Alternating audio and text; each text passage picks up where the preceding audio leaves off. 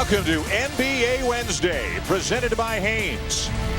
And welcome to the Pacific Northwest. We are here in Portland, Oregon, as the Trailblazers take on the Cleveland Cavaliers tonight inside the Rose Garden. The Cavs and King James making their only regular season visit to Portland here this year.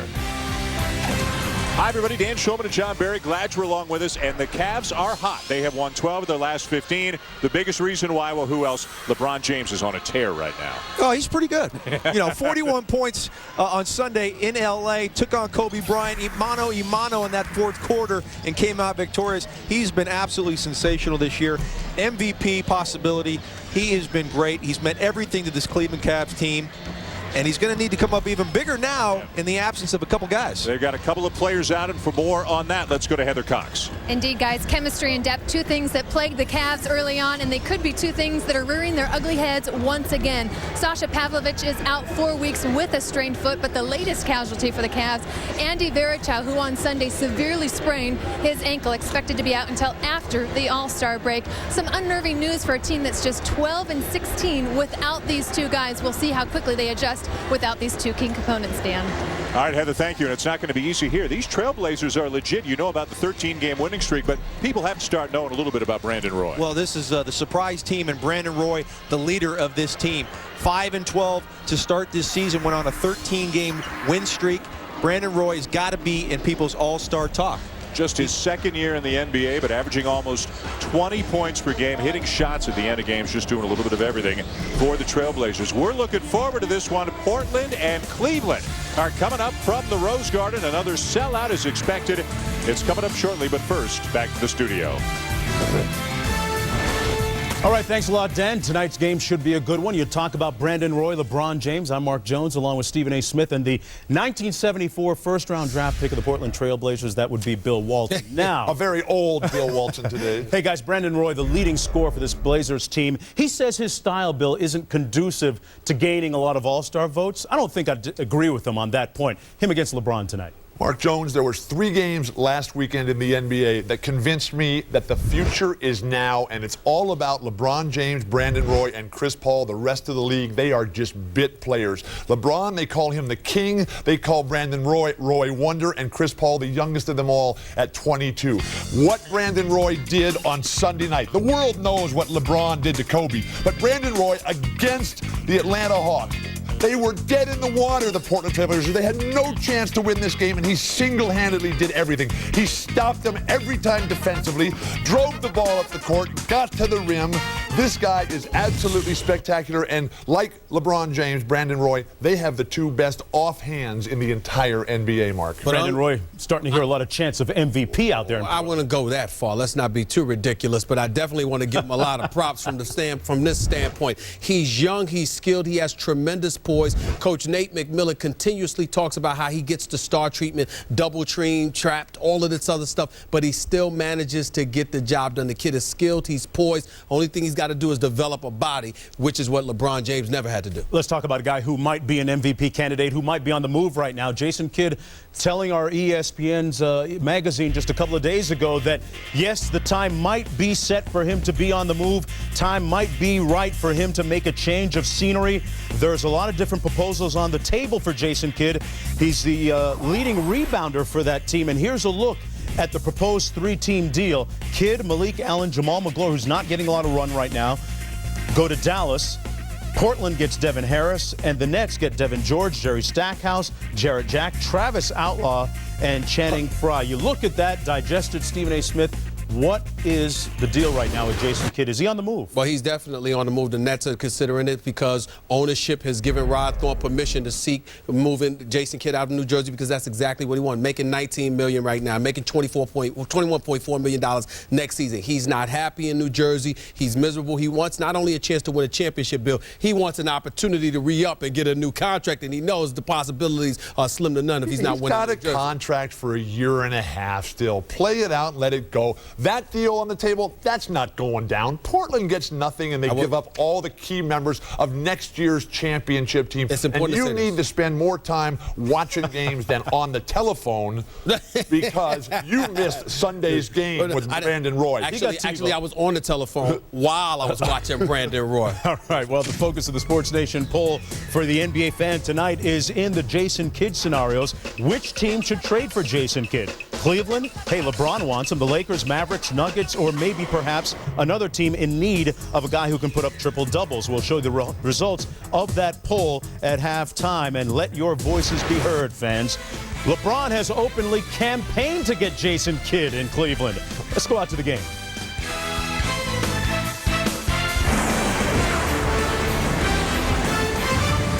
ESPN's presentation of NBA Wednesday, presented by Hanes. Look who we've got our Hanes on now.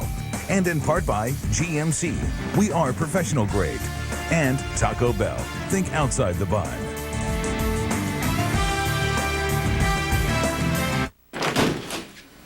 Cuba, try this new Comfort Soft waistband. It's really comfortable. MJ. Michael, thanks for the underwear. I'm wearing your underwear! That you gave me to wear. The Comfort Soft waistband, tagless and wrapped in cotton, only from Hanes. Oh! Okay, what's a three-letter word for... Honey, would you run out and get me something crunchy? Crunchy? And chewy? Crunchy and chewy? And cheesy? Crunchy, chewy, cheesy. Crunchy, chewy, And melty? Give in to your cravings. It's Taco Bell's Cheesy Gordita Crunch, and it's only around for a limited time. Get yours before they're gone. Our engineers had a mission. Give Sierra more power, more performance, and examine everything that makes a Sierra a Sierra. Mission accomplished. The 2008 Sierra from GMC.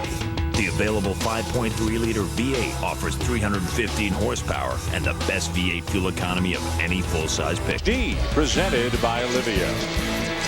Welcome back to the Rose Garden. We've got the Trailblazers and the Cavaliers for you tonight here on NBA Wednesday. Presented by Hanes. The Cavs, led by LeBron James, have won 12 of their last 15, but again, without a couple of injured players in Anderson Varejao and Sasha Pavlovich.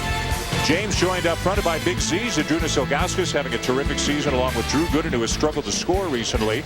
Larry Hughes and Ira Newble starting in the backcourt now with Pavlovich out. For the Trailblazers, the youngest team in the NBA, another second-year player, LaMarcus Aldridge, like Brandon Roy, has really taken it up a notch, is having a terrific year. LeBron just 22 years old, but now in his 5th NBA season, and coming off, JB, a sensational game against the Lakers on Sunday. Oh, he was terrific, and what I was most impressed with was his defense on Kobe Bryant in the fourth quarter. Did a great job defensively and scored the game winner. He was sensational. Montel Webster and the Trailblazers, one of the big stories in the NBA this season. That 13-game winning streak back in December took them from 5-12 to 18-12. They're 26-18 right now. But 26-18 in the West, all that gets you right now is a tie for 7th. 26-18 in the East. You're in great shape. Yeah, exactly what I was thinking, Dan, is that every game becomes so important now with the tightly bunched Western Conference. Utah has played some terrific basketball of late. They've crept up and gone past Portland now. Houston playing well. Golden State. So there's going to be a couple teams that could win 45 to 47 games that get left out. And we'll hear from Brandon Roy a little bit later. He admitted to looking at the standings now a little bit more than he did early in the season. They're past the midway point of the season with 10 teams vying for 8 playoff spots in the West. Ilgauskas and Prisbilla, and the Trailblazers will get first possession of the game. The Blazers, a great home team, 18-4, but just 10-9 versus the Eastern Conference this season. They had won 12 in a row at home until losing here to Houston on Friday night. Baseline jumper doesn't go for Aldridge, and back come the Cavs. LeBron to handle. Well, that game Friday night was their first game back from a 7-game road trip And a lot of times, those are the toughest games you play on a road trip. That still feels like you're on the road, that first one back. What about when you come to Portland after spending 3 days in Los Angeles? How tough is that? Can that be after a little R&R down in California? Well, it was all the same down there. It was raining every day. That's true. They were used to it. Drew Gooden has more points in this game than he had in the last 2 combined, as he had only 1 point in the last 2 games combined, and they need more from him. Oh, absolutely, especially with Anderson, Bergeau out. Ooh, Larry Hughes with a little crossover. And he draws the foul. Hughes has been playing well recently. Well, that's a great sign for this Cavalier team. He's been struggling all year, shooting just 35%. I mean, we know he was brought in here to be Robin to Batman, LeBron James, and huge money contract, and it just hasn't worked out for Larry Hughes, but a good sign, averaging over 20 in the last couple ball games. He had 25 Friday against Phoenix, followed that up with 16 Sunday in a win over the Lakers down in Los Angeles. As Mike Brown, the third-year head coach of the Cavaliers, and a guy who's recently been given a 2-year extension, so he can settle in a little bit. The Cavs making it to the finals last year.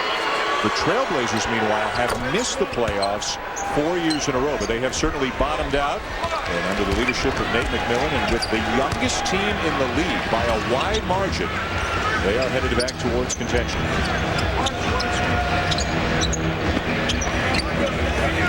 Aldridge and Gooden. Marcus Aldridge turns over his other shoulder this time, but misses another shot. He is 0 for 2, but a guy who is averaging better than 17 points per game. Well, he's having a terrific year as we see Hughes with the wide open three-pointer. I'd like to see LaMarcus get to the basket a little more. He's primarily a face-up jump shooter. A good one at that. But I'd like to see him develop maybe a little jump hook, something that he can go to get in the paint, get to the free throw line a little bit. They're not going to get much offense from Chris Billa. They score, the Trailblazers do, JB, fewer points in the paint than any team in the NBA. Well, I asked Nate McMillan about it. They're actually a poor rebounding team as well. They have some guys with some length, but they don't have that big bruiser down there that can control the paint. Step back jumper by Martell Webster, the first points of the night for the Blazers.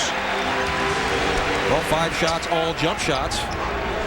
Webster finally able to get one to go. Third-year player out of Seattle Prep, just 21. 21, 22, and 23-year-olds in the white jerseys tonight. Webster draws the early assignment on LeBron. Screened by Gooden. And a little running old-style hook shot from LeBron off the side of the backboard. That looked very old, too. Wow. Webster again, another jumper. And Ilgauskas might have gotten away with a push on Chris Billa. The lob for LeBron. Great find. Larry Hughes, just throw it up anywhere in the vicinity. Yep. And number 23 is going to bring it down. Roy uses the screen and misses the 12-footer. Roy averaging better than 19 a game. Here comes James, full head of steam. Get out of his way.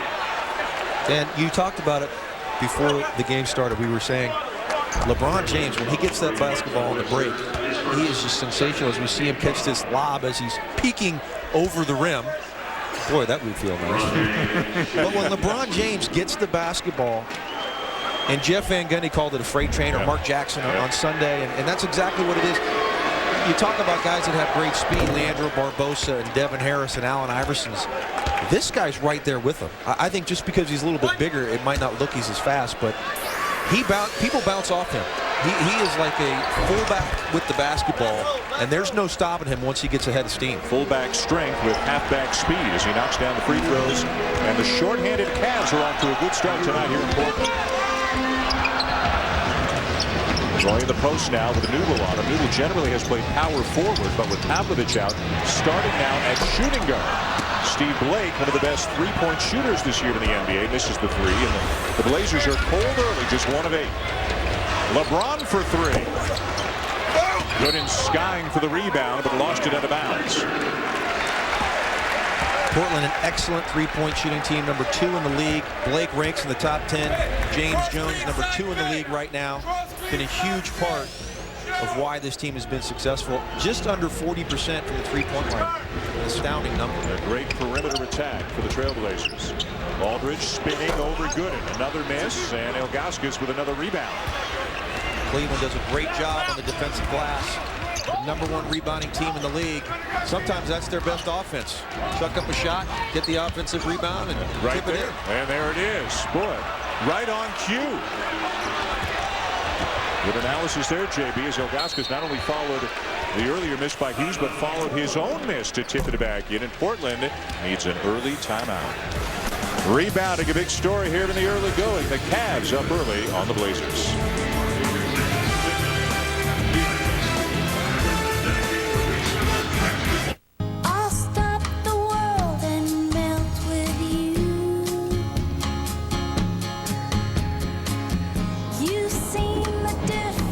Inspiration pulled from your life. That's professional grade. That's the Acadia from GMC. With refined styling, available overhead sky views, and the smooth ride of a luxury sedan, Acadia is helping to redefine the category.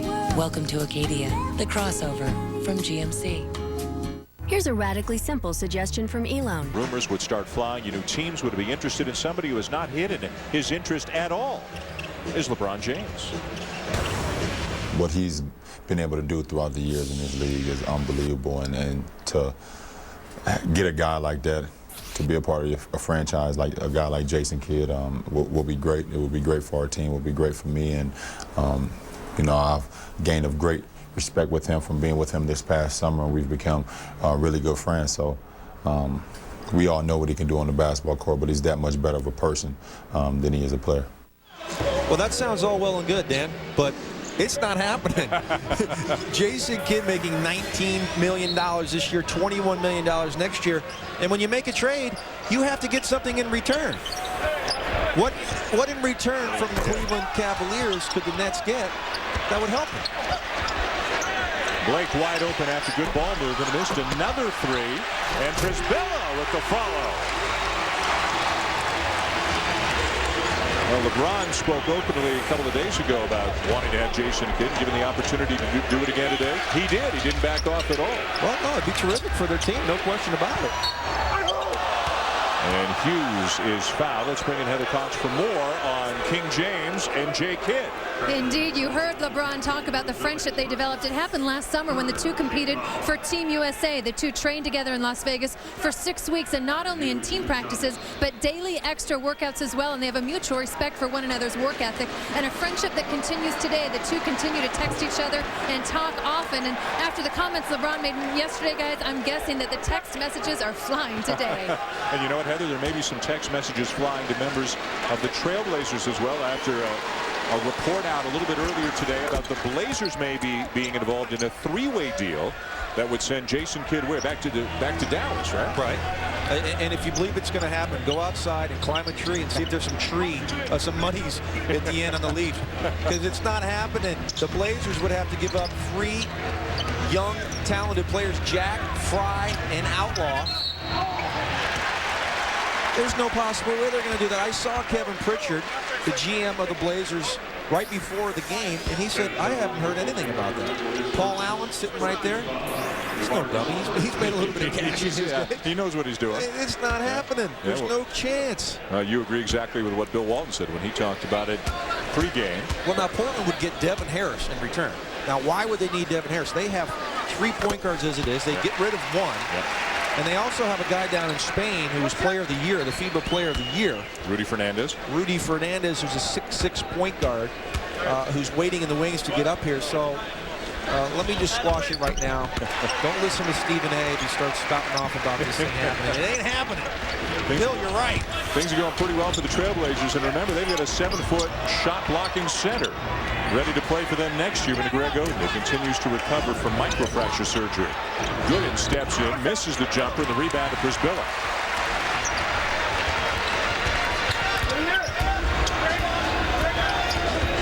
Steve Blake, out of the University of Maryland, 4-year player there.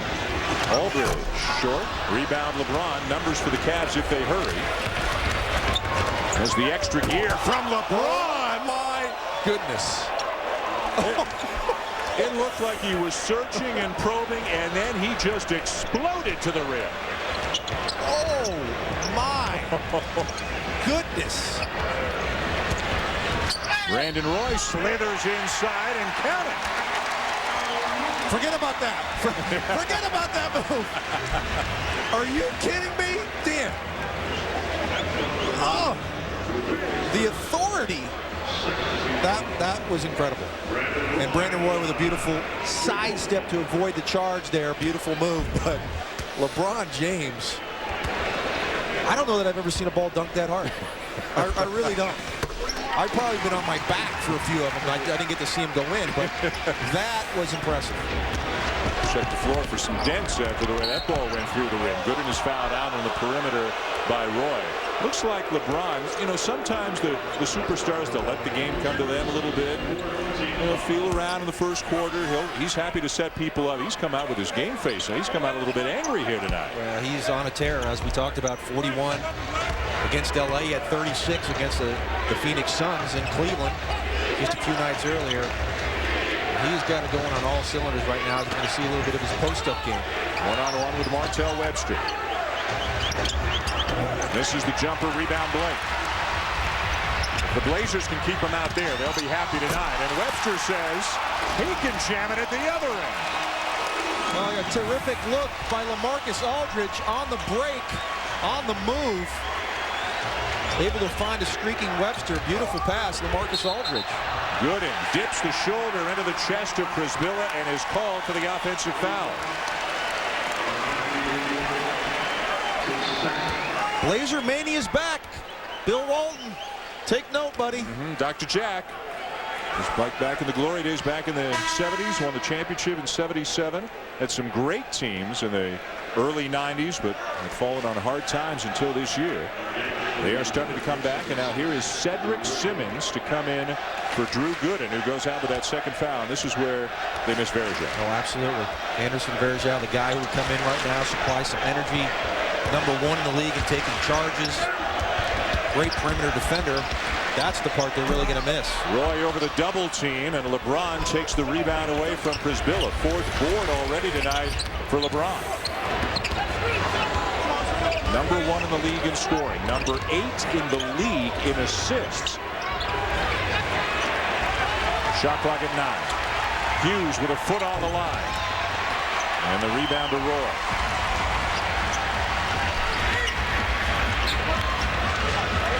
Blake for 3. Got it. It's a 2. Take it back. It's a 2. A toe on the line for Steve Blake. Well, great ball movement there, inside out. Aldridge gets it inside the paint.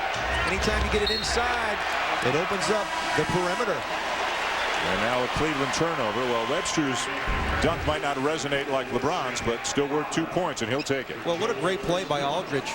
Steve Blake, normally the guy that's going to make that pass, gives it up to Aldridge, who leaves his feet and is able to find Webster streaking on the break. It's amazing the athletes at the size that we have nowadays. Webster for 3. A 38% shooter from beyond the arc. A 10-0 run right now for the Trailblazers, and a timeout taken by Cleveland. Now you said it, JB. Blazer Mania is back. They're on their feet here in the Rose Garden.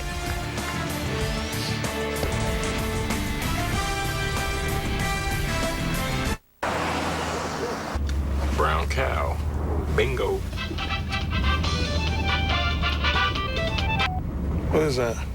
Let's just remind me that we got games on Sunday now. And you don't think 10 minutes from now when we park in front of a big giant arena, everybody gets out, that's not going to jog your memory?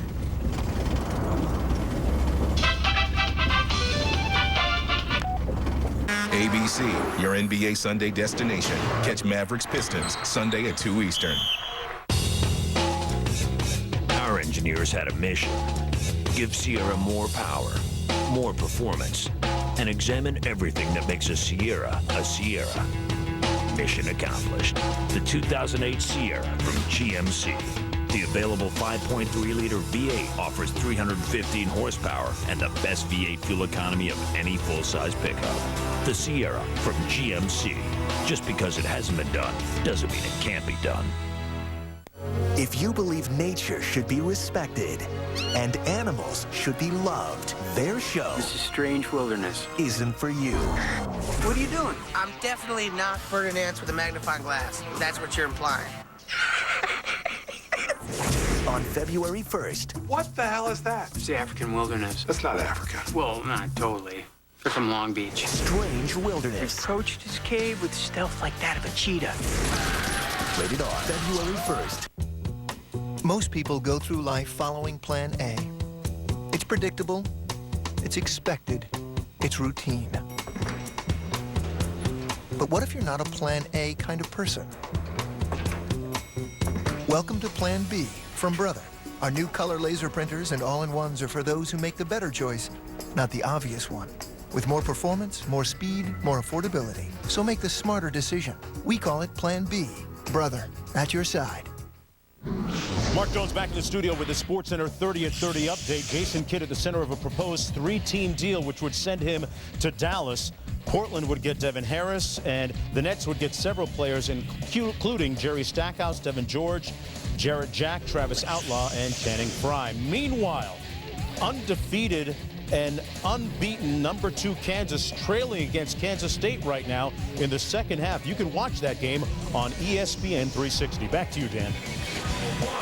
All right, Mark, thank you. But the Jayhawks have dominated K-State, but K-State's got a good team, including the potential #1 pick in the NBA next year. Potential #1 pick like to Michael Beasley. Yeah, he's up there. Okay. You got to look at Derrick Rose, Eric Gordon. There are a lot of guys up there, but Beasley's in the conversation. That's #1 picks here in the building tonight. LeBron, Greg Oden. Ilgauskas the miss. One-handed rebound attempt there by Simmons. But back come the Blazers on a 10-0 run in the last couple of minutes.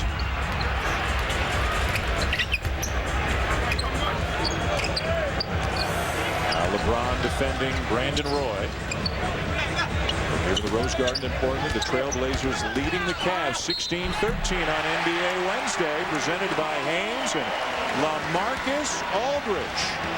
Having a terrific sophomore season. Well, that's what I'd like to see more of. This is a great move. Takes middle, spins back to his right shoulder, gets the contact, uses the glass. I mean, with this guy's length, his size, his ability to shoot the basketball, he's got to get in the post a little bit just to get himself some easy opportunities like he did just there. He was 0 for 4 before that. Now he gets on the board, and let's see if his confidence grows and starts knocking down some Jays. How do you see him as a 4 and Greg Oden as a 5 playing together next year? I see troubles for anybody that penetrates and goes into the paint. Now, this team is going to be long. Ilgauskas sheds Channing Frye and dunks it for the Cavs. A bad gamble there, Channing Frye.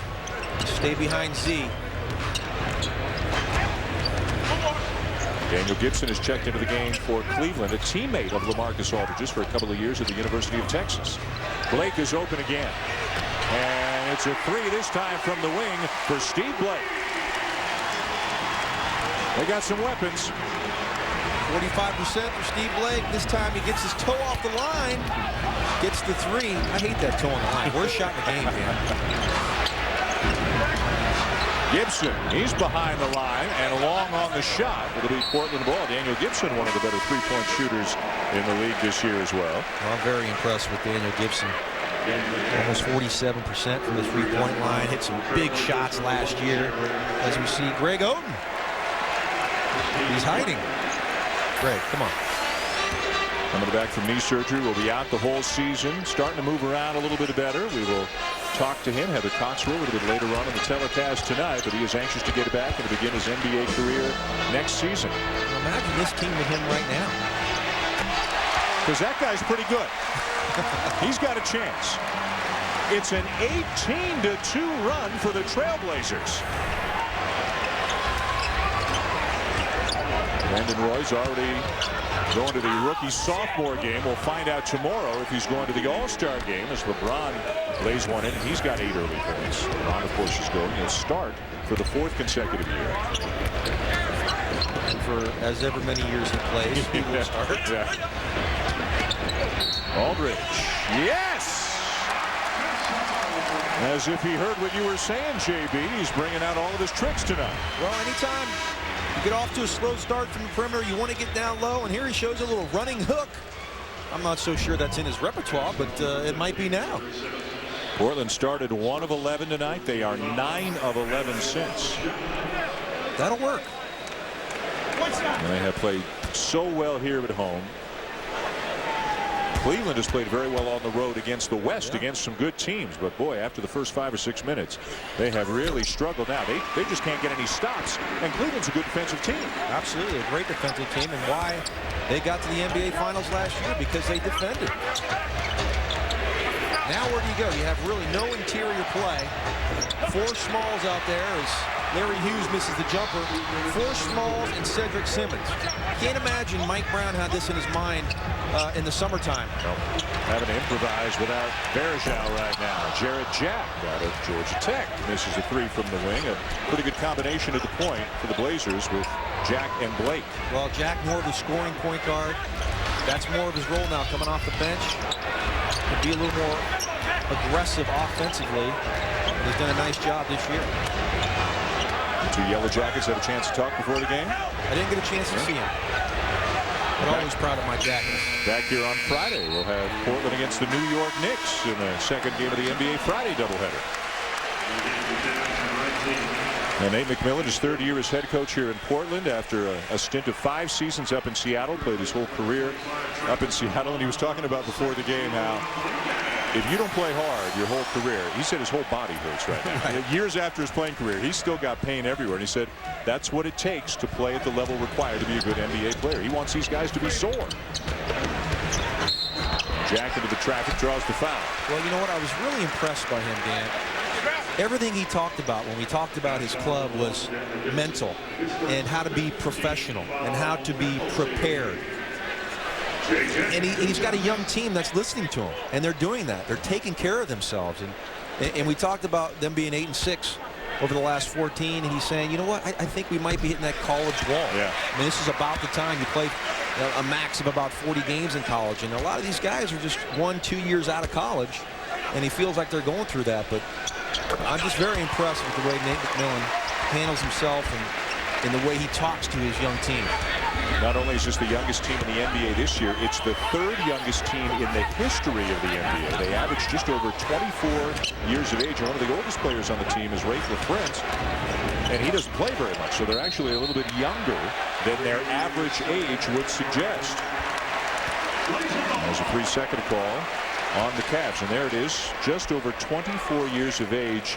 Even the Blazers would admit they've probably come a little bit further this year than they expected. Well, absolutely. And once Odin went down this summer, I'm sure most people thought that this was going to be another lottery season. A block from behind by Cedric Simmons, but Sergio Rodriguez gets it back. Rodriguez out of Spain, his 2nd year in the league. Backup point guard, Fry from 17 feet. He can make that shot, but not this time. Seen a lot of ugly shots tonight. Wide open jumpers going long, short, side of the backboards. A 6-second difference in the point forward for the Cavs. LeBron James will get the offense started. Jared Jack trying to defend him. Now a switch. The kick to the corner. And the open 3 is there for Daniel Gibson. That is such a great pass. LeBron James, one of the best. Steve Nash, able to find a wide open teammate cross court. What a beautiful look. Tough shot. Rims out on Rodriguez as the quarter comes to a close with Portland leading Cleveland 29-20. Heather Cox with Cleveland coach Mike Brown. And when we come back, the Blazers are up 9 on the Cavs. 3, 2, 1. Clock winds down. Bye. 3, 2. 1 second left. 3, 2, 1. Crowd goes wild. 3, 2, 1. Hey, Dad. For the game and all of us, Kia Motors, official automotive partner of the NBA. 8 strangers. Okay, everybody, the president is about to arrive. I've got a flutter on the 2nd floor. The president of the United States has been shot. 8 points of view. You saw the shooter. I saw something. I saw something too. February 22nd. We're looking for 5 people out of 6 million. If you think you've seen it all, We have to respond. You can't give the order. You've been shot. look again. There's something else going on here. What did he see? Oh my God. Vantage Point. Rated PG-13. For another piece of the puzzle, go to whatisyourvantagepoint.com. Every day, it seems, talk of oil, energy, the environment. Where are the answers? Right now, we're the largest producer of clean, renewable geothermal energy in the world, generating enough energy to power 7 million homes. Imagine that, an oil company as part of the solution. This is the power of human energy.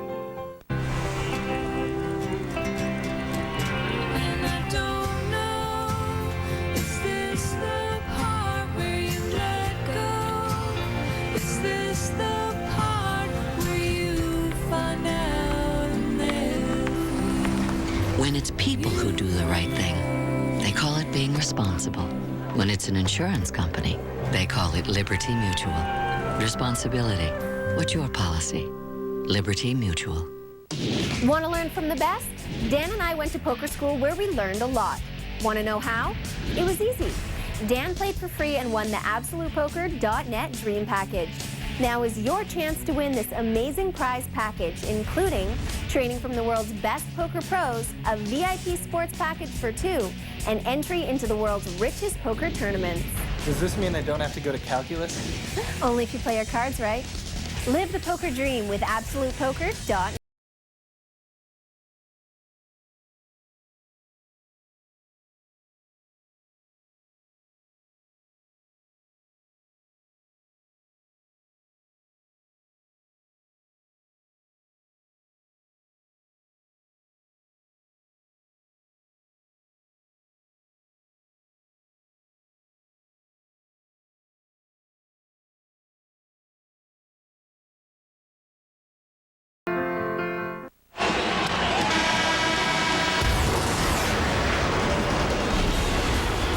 Head coach Mike Brown. And coach, after a quick start, Portland went on an 18-2 run. Where were the defensive breakdowns? Everywhere. You know, for some reason, when we start off getting a lead almost every time with any team, we allow the team to come right back. And so it's a 48-minute game. We just got to keep trying to figure a way to grind it out. Coach, how satisfied are you with the team's ability to compensate for the loss of Andy Varejao so far? You know, you can't replace Andy, so we just got to try to do it by committee. When your number's called, you got to be ready to step up, and we have guys that are capable of doing that. Coach, thanks for your time. Dan? All right, Heather, that's been the problem for the Cavaliers. At the beginning of the year, Varejao's holding out, Pavlovich is holding out. Pavlovich comes back early but misses preseason. Varejao misses a good chunk of the regular season. They had some injuries as well. LeBron missed 5 games with a finger injury. The Cavs lost all 5. JB, once they got healthy, they went on a tear, but now they're without 2 fairly important players again in Varejao and Pavlovich. Well, if you're Mike Brown, you hope that you learned something in that time that those 2 guys were gone, because it's going to be that way for a while. LeBron the miss, and Channing Frye brings down the rebound. Portland did not turn the ball over once in the first quarter. Neither team shot particularly well, but the Blazers got more shots because they didn't turn it over. There's some ugly shooting out there. Rattles out on Travis Outlaw. He's in the game along with James Jones. 2 good outside shooters for Portland. You know, those 6 o'clock games are tough. A lot of guys don't start until 7:30. They don't warm up till later on. Crowd was warmed up as soon as we got going tonight. The double on LeBron. And open on the far side is Daniel Gibson. Gibson for 3 and another assist for LeBron James. Well, that's such a terrific pass all the way across the court as he's being double teamed. But Jarrett Jack left Daniel Gibson to run to Devin Brown. You've got to know your personnel. As Channing Frye. A beautiful step through move. But you've got to know who you're running to. Don't rotate to a non-shooter. Devin Brown, make him beat you from the 3-point line. You know Daniel Gibson can knock those shots down. Right now, really, you've got 2 scorers in the game, and LeBron and Daniel Gibson, although Damon Jones, if he gets hot, can knock some down. LeBron with 8 points, 6 rebounds, and a couple of assists tonight, and both assists have been impressive. We're going to see it here. He has a great double team. All the way across the floor, Jarrett Jack is in no man's land. He's in the middle of the lane. Got to stay with Daniel Gibson. This guy can absolutely shoot the basketball. One of the best we have in the league from the 3-point line. Joel Prisbilla back in the game. Here's one of the best in the league from the 3-point line. James Jones, 2nd in the league, in fact, behind only Jason Capona with the Raptors, but he misses his first attempt. LeBron again, and he is fouled. Well, he's got designs on getting to the rim tonight. And there's nobody that can stop him, Dan. When he makes the decision to do that, nobody better in the league. I have a hard time figuring out James Jones. Phoenix for 2 years, didn't shoot over 39%. Think of all the shots you get with Steve Nash. Now he comes to Portland, and he's second in the league in threes.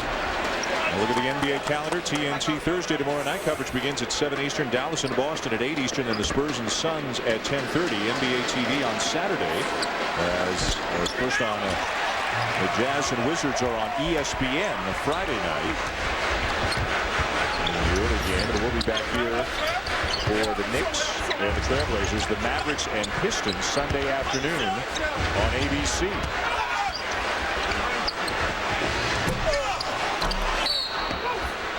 And we get a loose ball foul going against, it looks like Big Z, the way that he's arguing. No, he just pointed the wrong way. I think it was on Prisbilla, Dan. Yeah. Well, are you worried about the Spurs? Losing to Seattle last night? Well, Tony Parker out with a bone spur in his heel. And now they're starting on that rodeo road trip, which traditionally has been a kind of a lifting off point for them. But, you know, they struggled. They had about a 12-game stretch where one of Ginobili or Parker or Duncan was out. Prisbilla swats away the shot of the 7th for Ilgauskas. It's going to be an interesting couple of weeks for the Lakers and the Spurs, both with injuries and both on long road trips. Travis Outlaw. Travis Outlaw has played terrific all season long. Last 5 games, 17 a game, including a game winner in Atlanta at the buzzer. 13 a game off the bench. Damon Jones knocks one down and has a few parting words for James Jones. No relation as they make their way back down the floor. Damon had some parting words. Wow. Shocking, huh? Shocker. 10 teams in the NBA career of Damon. Wow. He beat me by a couple. The record, by the way, is 12. A trio of players. Sergio Rodriguez, no. And Prisbilla working hard tonight.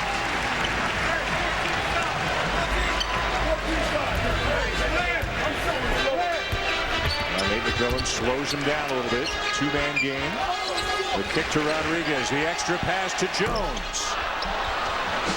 And it'll be Cleveland ball. A great hustle there, Devin Brown, to close out and affect that shot from James Jones, as we see. What do you do? What do you do? When he wants to do that, he cannot do anything. He's so difficult to step in front and take a charge because he's going so fast and he's so strong.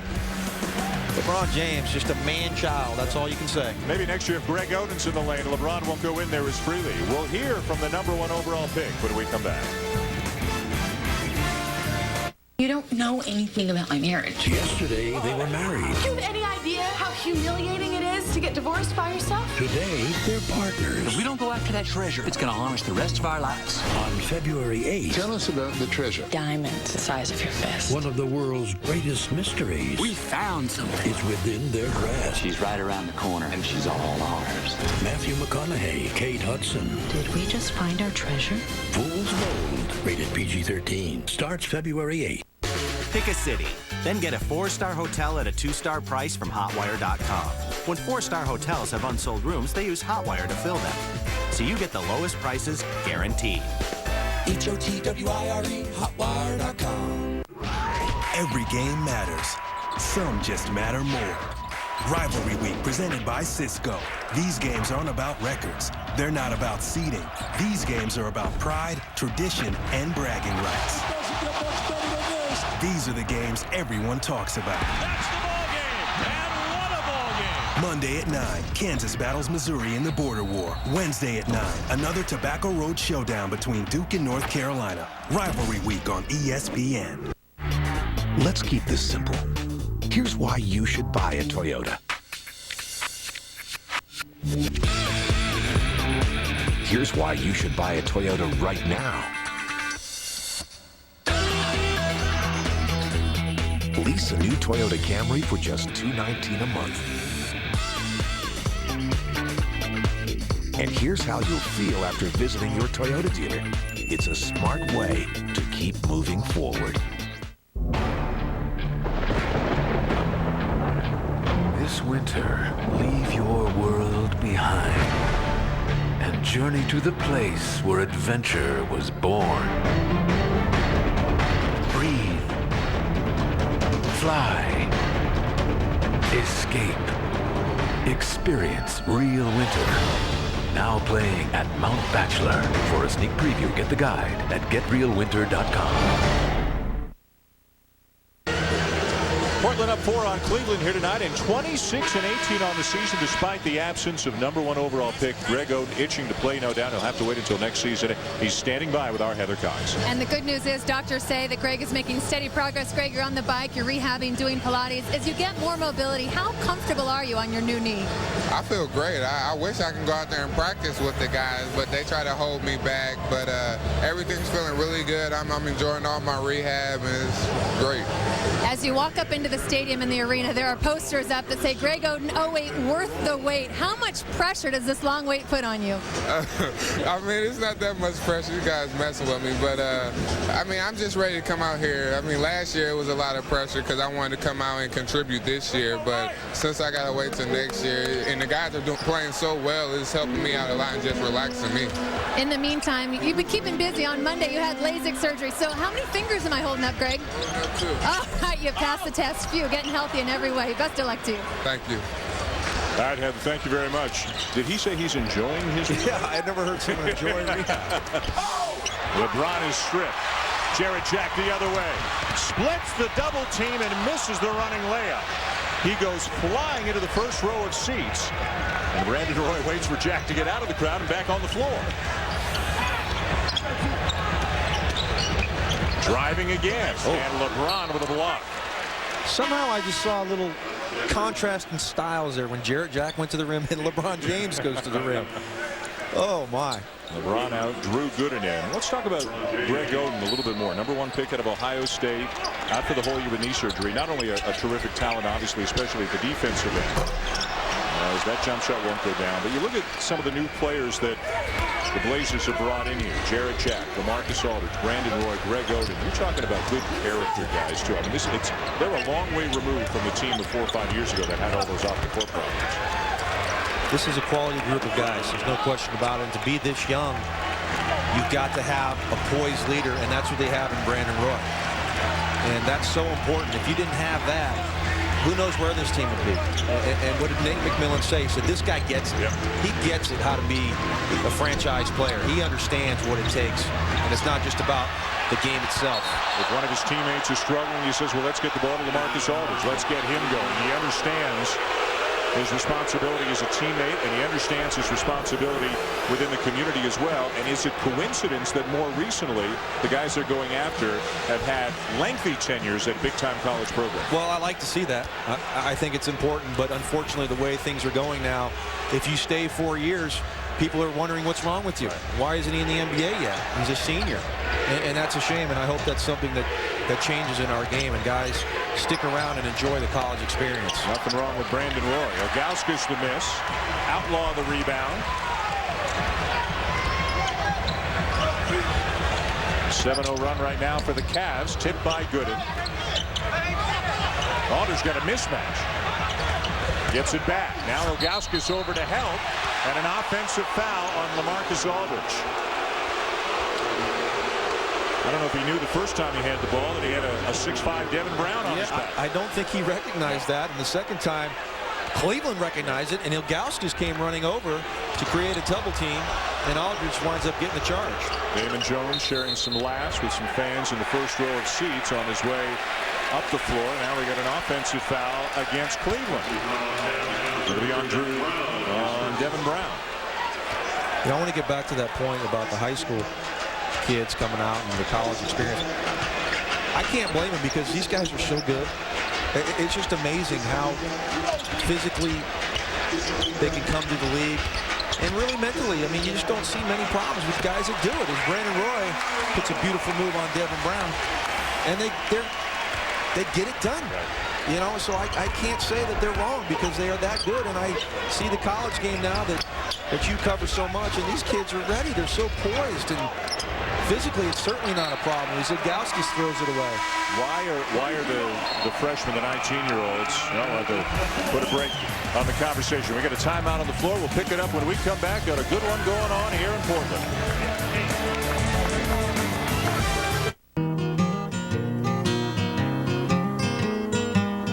Making my way out of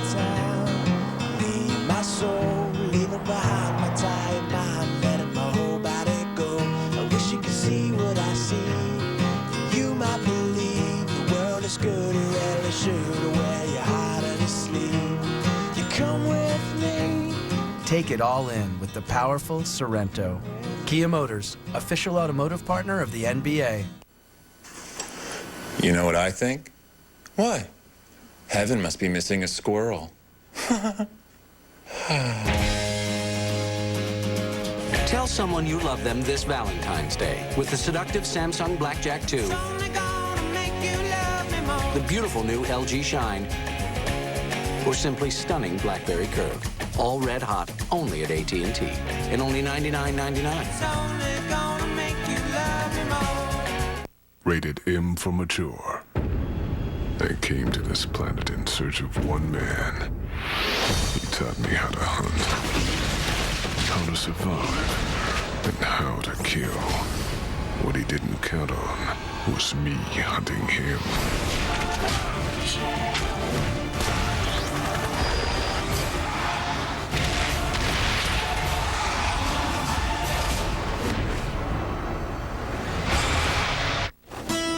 In Portland, the Trailblazers lead the charge in giving back to the community. Channing Frye served dinner at an early intervention program. LaMarcus Aldridge enjoyed his time playing games with young people from a Boys and Girls Club. Martell Webster shared his love of reading with kids at a local elementary school.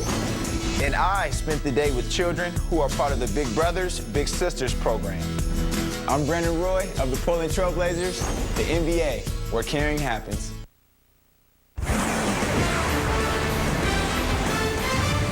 ESPN's presentation of NBA Wednesday, presented by Haynes. Brought to you by Warner Brothers' new motion picture Fool's Gold, in theaters Friday, February 8th. And Kia Motors. To learn more, visit kia.com.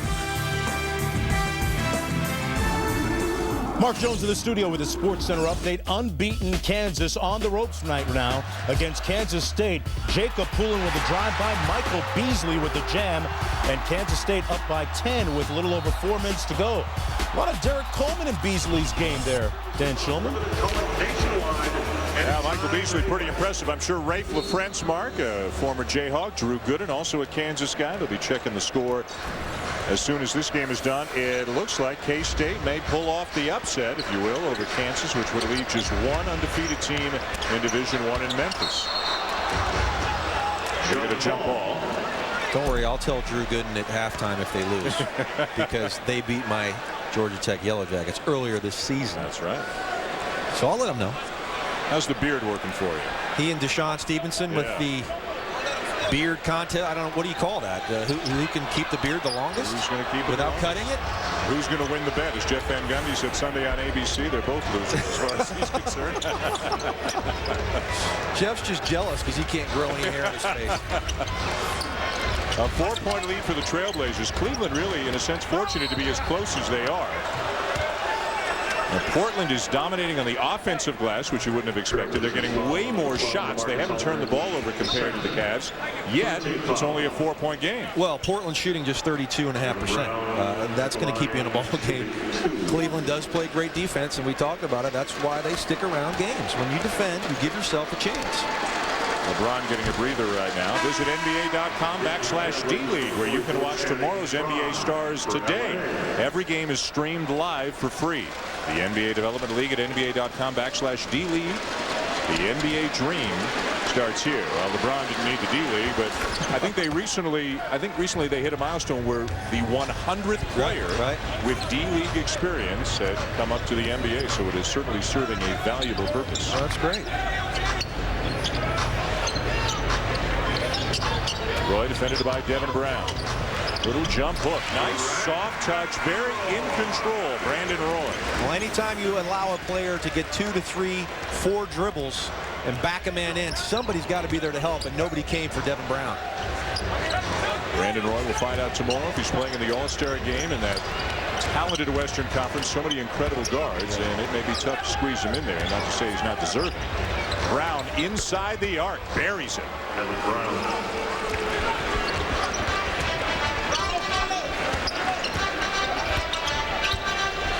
Roy again. They'll call him a shooting guard.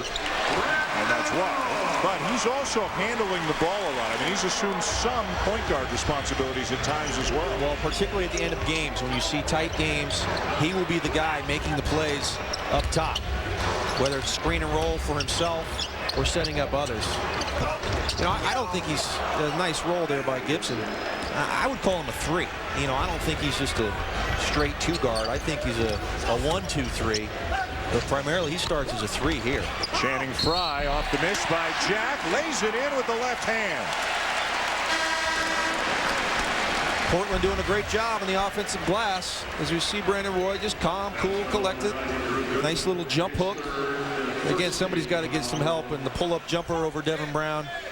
Brandon Roy starting to get it going here in the second quarter. But that's what makes this team so tough. So many guys can hurt you. Aldridge, Frye can come off the bench and knock down shots. Outlaw's played terrific. Jack, Blake. I mean, this is truly a team. I mean, we've seen 6 guys lead this team in scoring throughout this season, and you don't see that much. Number 3 on Gooden. He goes out, and LeBron James comes back in, and we go to Heather Cox. Heather? Well, guys, how far will the Blazers go to help make Brandon Roy an all-star? How about an iPod that they've renamed the iRoy?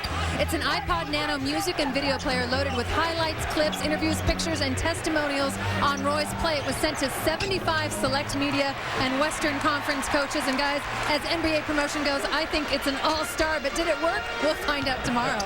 Look, they couldn't send it to 78 media? The 3 of us? Wait a second. What's the deal? I could use one of those. Yeah, everybody can use an iRoy. Well, playing up here in Portland, too, he might not get quite as much attention as if he played in some bigger markets, but he is having some kind of second season in the NBA. Well, if everybody follows the game and the turnaround that this team has made, and he being the leader of this, I think he's got to be considered. And it's going to be tough. As you said, the West is stacked. But I'd love to see him make it. I think it's truly something special as we see the iRoy there. A real down-to-earth, humble kind of kid, too. He's very impressive. Yeah. And that's what I talked about, these kids coming out. And I know he stayed 4 years, and he's got that poise and understands. He just gets it. I love that with Nate McMillan. He just gets it. He understands everything it means to be a franchise player and loves the city and community work and taking care of his players. He's just a terrific player. Talking about the relationship between the town and the team again, which was damaged. Yeah, absolutely. Let's be honest, in the last few years, with the way that some of the former Trailblazers conducted themselves, but they're winning back the fans not only with their play on the court, but the way they're handling themselves off the court as well. And Paul Allen's going to be awfully happy with the way things have turned around. The Blazers are back in contention. Kevin Pritchard deserves a lot of that credit. He's done a sensational job of assembling this talent. And it's such an odd mix with a couple high school guys, some 4-year guys, a couple 2-year guys that went to college, 3-year players. So an intriguing mix of players that really, it's a college atmosphere. These guys really get down when they lose ball games. And a lot of times you see professionals, there's 82 games. And you might lose a game and you get on the bus and people are laughing and hollering. And you get on a Blazer bus after a loss and it's going to be silent. And these guys really get down about losing. Do things get tougher as the season gets deeper, assuming they stay in contention where nobody expected them to be preseason? Is there a point where a young player says, man, this is getting serious now? I think so. I mean, I think they're already watching the standings. You know, you lose a game, you're out of the playoff hunt. What are we going to do? Do you have to change the way you're playing? I want to be the guy that changes things. So they got to keep their cool. With Brandon Roy leading them, I like their chances, Dan. 3, 2, 1. Clock winds down. Bye. 3, 2. 1 second left. 3, 2, 1. Crowd goes wild. 3, 2, 1. Hey, Dad. For the game and all of us, Kia Motors, official automotive partner of the NBA. Introducing Way to Save from Wachovia. Every time you make a Wachovia Visa check card purchase or pay a bill online, something amazing happens. $1 is transferred from your free checking to a high-interest savings account. Plus, Wachovia will pay you up to $300 just for saving, so you can watch the dollars start piling up. Are you with Wachovia? At Circuit City, finding the perfect home theater to enjoy all the big games is simple. Fires the football. And with Circuit City's fire dog technicians to install it all, watching football will be better than ever before. Right now at Circuit City, get no interest for 36 months on TVs $9.99 and up when you use your Circuit City credit card. Circuit City, simplicity guaranteed.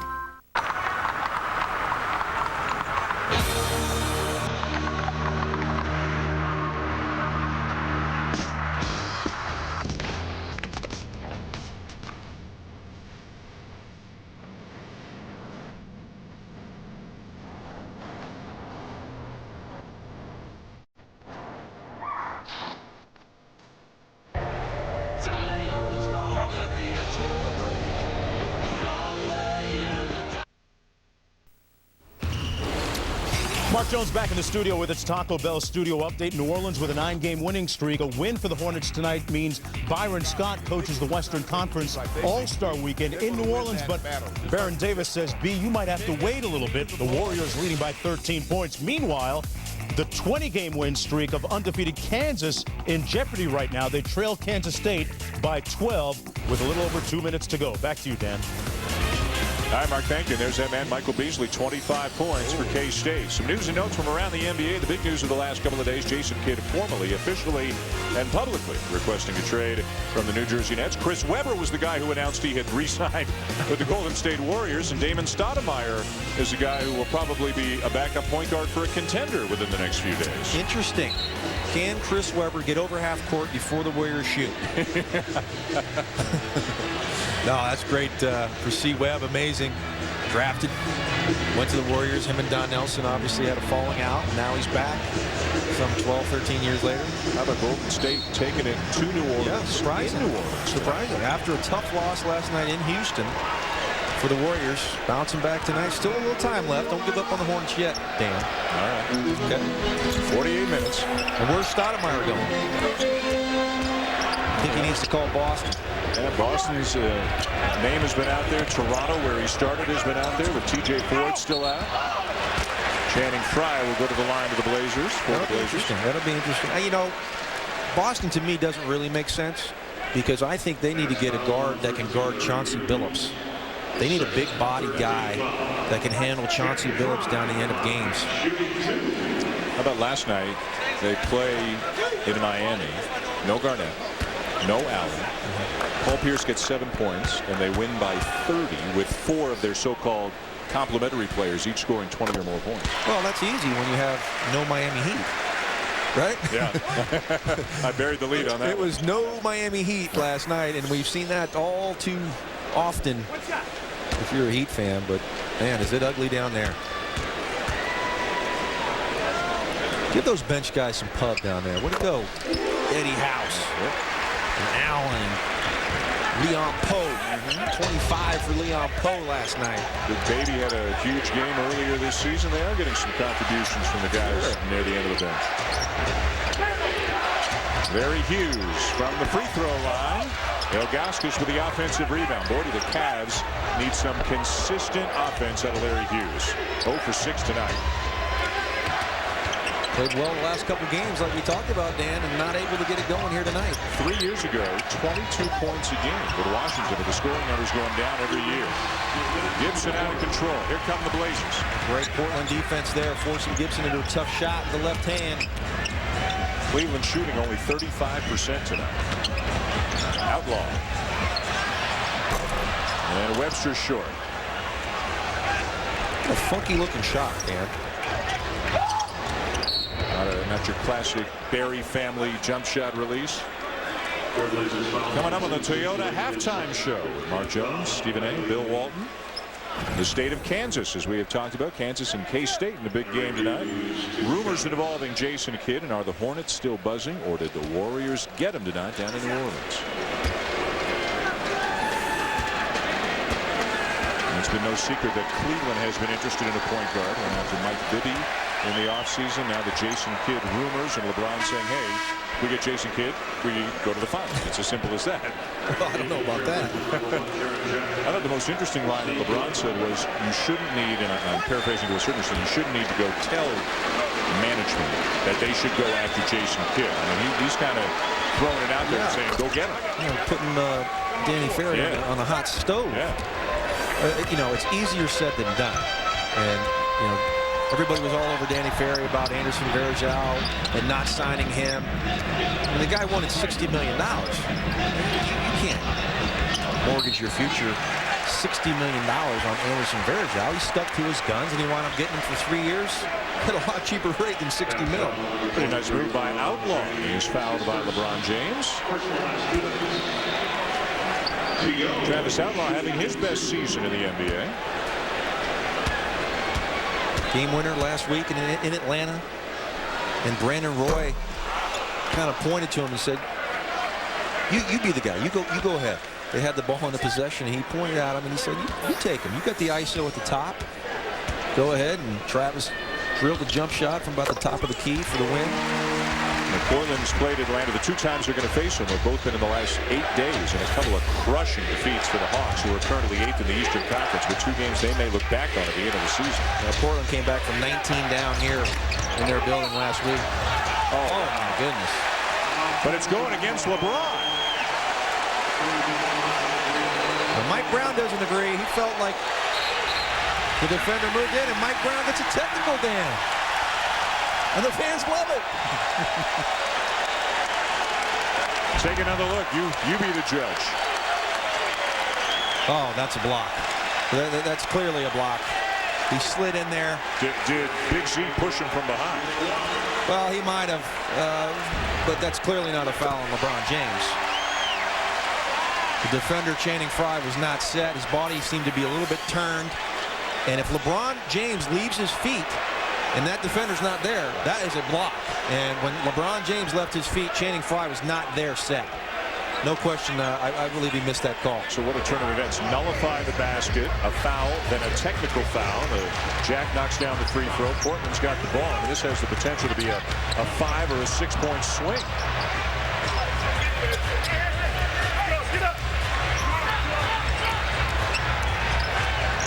Jack from 15 rattles out a rebound, LeBron. And for James, his 9th rebound of the game, all of them at the defensive end. Now he's angry. Now they've done it, but now he's limping a little bit, coming back. That's 5 times tonight, Dan, that he has gone coast to coast. I think that rim's still shaking from the dunk back in the first quarter. Oh, great defense, Larry Hughes.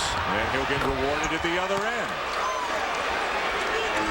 Just like that, when this game could have been 12, 14 points, we got ourselves a 6-point game, and Portland's going to try to hold for 1. About a 3-second difference between the game clock and the shot clock. And let's take another look at that driving layup by LeBron James. When he landed, he grimaced, and he has hurt himself.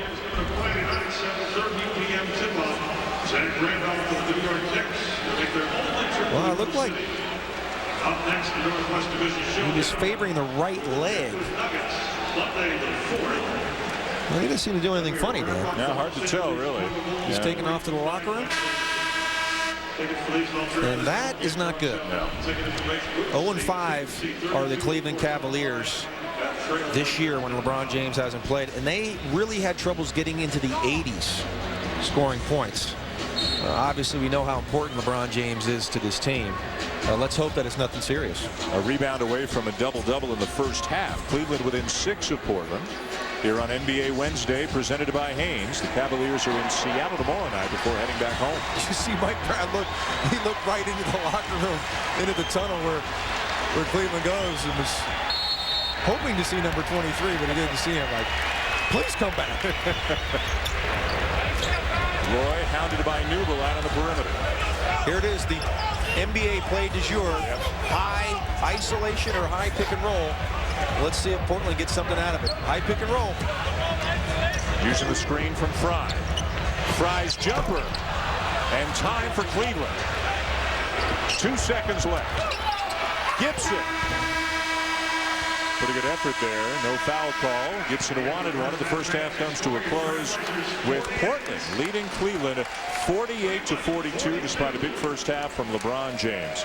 Let's go to Heather Cox standing by with Brandon Roy. Indeed, Brandon Roy, 11 first-half points. Now, you talked before the game that it has to be a team effort defensively against LeBron James. How satisfied are you with the effort so far? We're satisfied. We're doing a great job of collapsing on him. I mean, he's a big, strong guy. He's trying to get to the basket. So we have to continue to do what we did in the first half, force him into tough shots. After a slow start for this young team, what ignited your offense? Well, we finally made shots. Early, we were missing easy shots. Once we started knocking down some, got some confidence, and we were able to go on a run. Thanks, Brandon. Thank you. Brandon Roy with a good first half, and the Blazers up 6 on the Cavs at the break as we get ready for the Toyota halftime report. Coming up next, a look at all the games around the NBA, the latest on that Kansas State game as well. Here in Portland, the Trailblazers 48, the Cavaliers 42.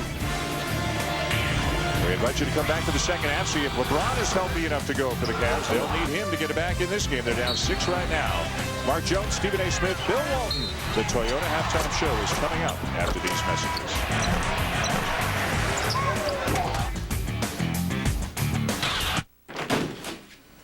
Cuba, try this new Comfort Soft waistband. It's really comfortable. MJ.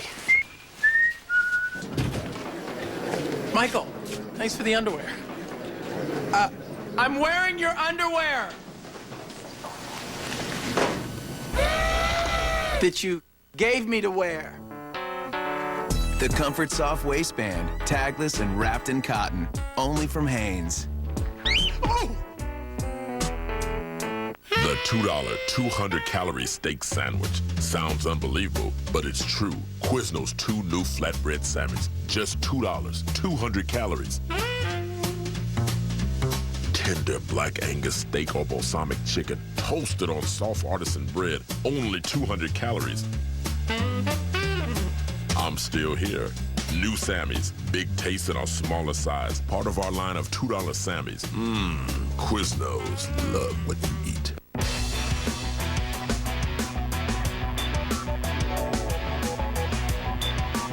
Fidelity is America's #1 IRA choice. It's because we give you free investment help. We don't charge IRA account fees. And we have more 4- and 5-star funds than any other company, all with no loads. Get your Fidelity IRA today. Come in or call 1-800-FIDELITY. The perfect Pats will be there, Big Blue will be there, and so will ESPN. All week long, live from Arizona, we've got Super Bowl 42 covered. Each day, it's NFL Live at 4 on ESPN. After a few days of fun and sun, it was back to work on the practice field. Super Bowl Sunday kicks off with Boomer and the gang on Sunday NFL Countdown at 11. If he wins, he will cement his place in history. Then it's NFL Primetime after the game. It's good! ESPN, your home for complete Super Bowl coverage. Let's be straight up. Here's why you should get a Toyota truck. Here's why you should get one right now. Get up to $750 cash back on a new Tacoma. There it is, straight up. Just visit your Toyota dealer. Toyota, a smart way to keep moving forward. In a place where giants sleep and magic reigns is a land of adventure. Play, discover, connect, experience real winter. Now playing in Central Oregon. For a sneak preview, get the guide at getrealwinter.com.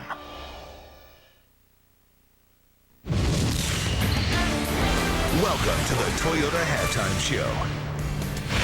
No Cleveland Cavalier has ever led the NBA in scoring. LeBron would be the first. Here with the layup, he had 13 in the first half, but there's the concern, the limp afterwards, as he went into the locker room a few moments after that. Portland leading by 6 at the break. And keep in mind, folks, that these two teams tonight are number 1 and number 2 in fourth-quarter comebacks this season. Cleveland with 17, Portland with 13. So stick around. This one has all the makings of a pretty compelling finish. Mark Jones along with Stephen A. Smith, Hall of Famer Bill Walton, who was the first-round draft choice of the Portland Trailblazers back in '74. Right? Props. I think. That was so long ago. I have no memory, Mark. Don't remember what your check was back then. But anyway, Bill, when you look at the turnaround of this Portland Trailblazers team, it goes back to early December. Brandon Roy went to Nate McMillan and said, hey, put the ball in my hands a little bit more. Let me create. No ego with head coach Nate McMillan. Nate McMillan is the reason that the big picture for Portland has all turned around. And Nate McMillan, his first hire when he got the job to try to turn this woebegone franchise around after all the years was to hire the greatest Blazer of them all, Mr. Maurice Lucas. Now, Maurice Lucas, the assistant coach now in charge of everything, keeping it all tightened together, he recently was asked why in today's game there is so much trash talking that just drives the fans crazy. Maurice very succinctly said, back in my day, if you punched a guy in the face, it only cost you $50. Of course, Daryl Dawkins would remember that little face-off they had, Stephen A., back in Philly back in the day. Oh, there's no question about it. I know he remembers it. Anybody remembers any encounter that you have with Maurice Lucas? He's the real deal. Make no mistake about that. And a lot of teams in this league need an assistant coach like him on their bench because you got to have that guy on the bench that the players respect, but also got a healthy fear of in terms of you can't step to them like you can bully a coach. And you got to remember that. Watch, Stephen, when the Blazers come to the bench during the timeouts, Maurice is the first guy off the bench walking out in the court and making sure that order is in the Blazers' favor. This is a very selfless team. When you look at Nate McMillan, he doesn't even call the bench the bench. He calls them the white team, a very egalitarian system there that he's created. Plays 10 deep pretty much every game, and things working out well for Portland. Egalitarian, you got that from Bill, didn't you? I've been hanging around They have so many guys that come at you in waves. I mean, Steve Blake, Martell Webster, James Jones, and then the guy that I love is Travis Outlaw, who just comes every single game. This guy really brings it. Well, let's talk about another big story tonight. The New Orleans Hornets playing very good basketball of late. They've won 9 consecutive games coming into action tonight against the Warriors. Chris Paul, an MVP candidate. We'll find out tomorrow. He's a bad boy. Find out tomorrow whether he's on the Western Conference All-Star. The game, the streak is over at 9, and hey, what about Jason Kidd? Might he be on the move? We'll tell you more on the other side. Stick around to the Toyota Halftime Show. The Toyota Halftime Show is brought to you by Toyota. Moving forward.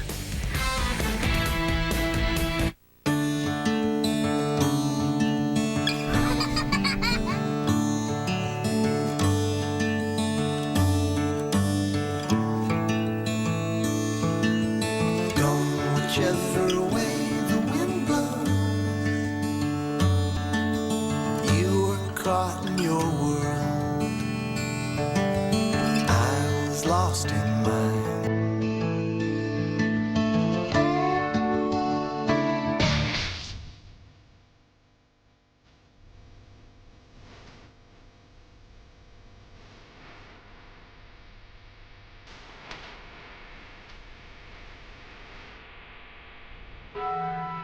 I'm not a morning person.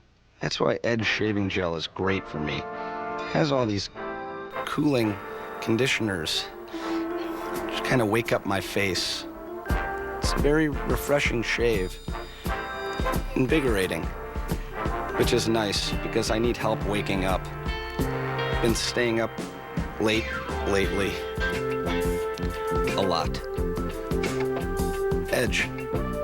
Get some. I went to Jackson Hewitt this morning and got myself a Money Now loan. I just walked in with my W-2, and before you know it, I walked out with a loan check. My tax service doesn't have a Money Now loan. I have to wait for the money I'm expecting. Come in now, or you'll wish you did later. Jackson Hewitt. Get more in return. Now what's wrong? They printed these in color. So? She's gonna flip. No, it's a Xerox work center. Prints color for pennies a page. Color's good, presentation's good. I'm shocked. Glad you like it, sir. You are shocked? Really? Because we're shocked. Shocked you even get it, pal. Dave, what are you doing here? Came to fix the mute button. Bye-bye bonus.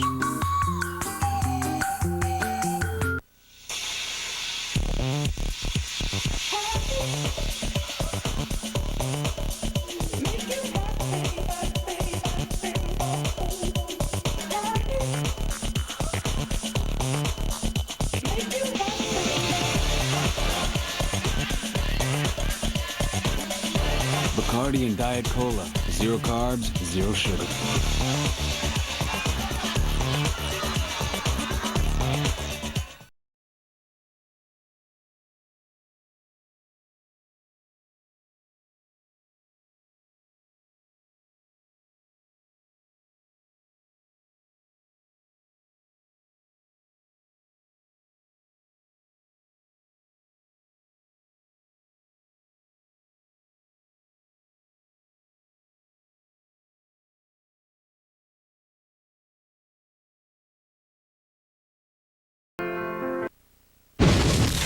Welcome back to the Toyota Halftime Show.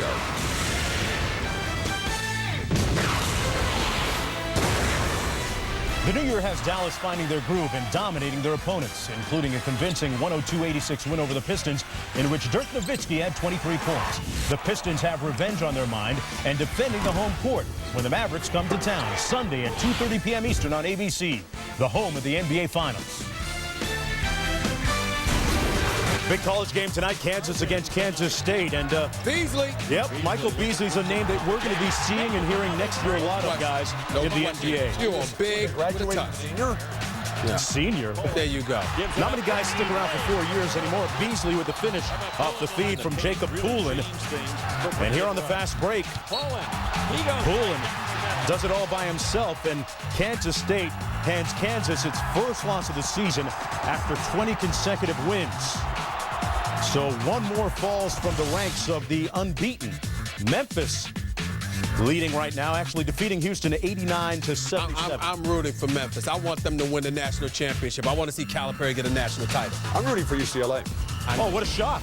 The focus of the Sports Nation for the NBA fan tonight is in the swirling trade winds that are around Jason Kidd right now. Jason Kidd, living and breathing human triple-double, but right now, well, he said a couple of days ago that it might be better if he moves on. Here's a proposed 3-team deal in the works, reportedly. Jason Kidd, Malik Allen, Jamal McGlure going to Dallas, Devin Harris moving on to Portland, and those other names you see at the bottom all coming back in salary, Stephen A., because basically, when you look at the money involved, that's what it amounts to. What's the latest with Jason Kidd? Well, I spoke to a couple of officials from from 2 of those 3 teams, and they confirmed that there was definitely discussions involving a trade of that magnitude, but obviously nothing's imminent because it would appear to be a very difficult deal to make. What I will tell you is this: Jason Kidd is unhappy. The Nets are unhappy that he's unhappy, and it's gotten to the point right now. Obviously, Rod Thorne is not going to just make any deal. He's made that very clear. He finds the right deal. He has no problem saying goodbye to Jason Kidd. What's very clear is that nobody's talked to Portland about this, because when they get out of it, Devin Harris, they don't need Devin Harris. All the guys are talking about going to New Jersey. The Blazers need those guys. You cannot treat a franchise like the Portland Trail Blazers with such disrespect and just throw all those guys' names in the box. And why would you move a young, promising player like Travis Outlaw? Oh, goodness gracious. Having a great year. Well, the fans have made their voices heard, and this is what it comes down to. Which team should trade for Jason Kidd? Cavaliers leading the polls right now, followed by the Lakers, someone else, whoever that may be. Toronto, no, not in the running. They were in the Damon Stoudemire stakes. Mavericks and Nuggets after that. But LeBron has openly campaigned to get Jason Kidd there. But I wouldn't be surprised if nothing happens with Jason Kidd. The asking price is going to be so steep. He's got 1.5 years on his contract. He's a professional. He has to come and play. Yeah, but you got enough teams out there, Bill. He can get them over the hump if you got another piece in place. Imagine if LeBron had him. I agree. But the Nets are not just going to give him away. Of course not. Portland leading by 6, second half coming right up. Well, Christmas ain't that far off, just bad. The Toyota Halftime Show is brought to you by Toyota, moving forward.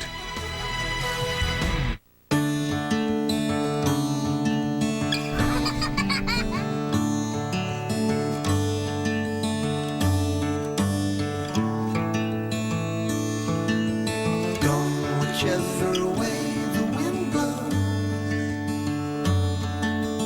You were caught in your world. I was lost in mine.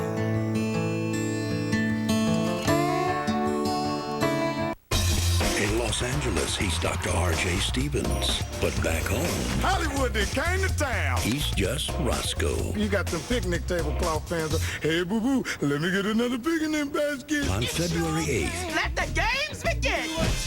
You don't have to be family to relate. He started. Where did it go wrong with that boy? Welcome Home, Roscoe Jenkins. Rated PG-13. Starts February 8th. You sure can brew it. Question is, can you sell it? Made our first sale. More bars in more places.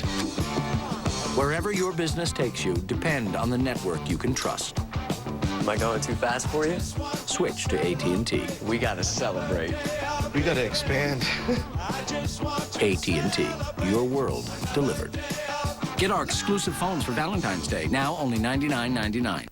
Oil, energy, the environment.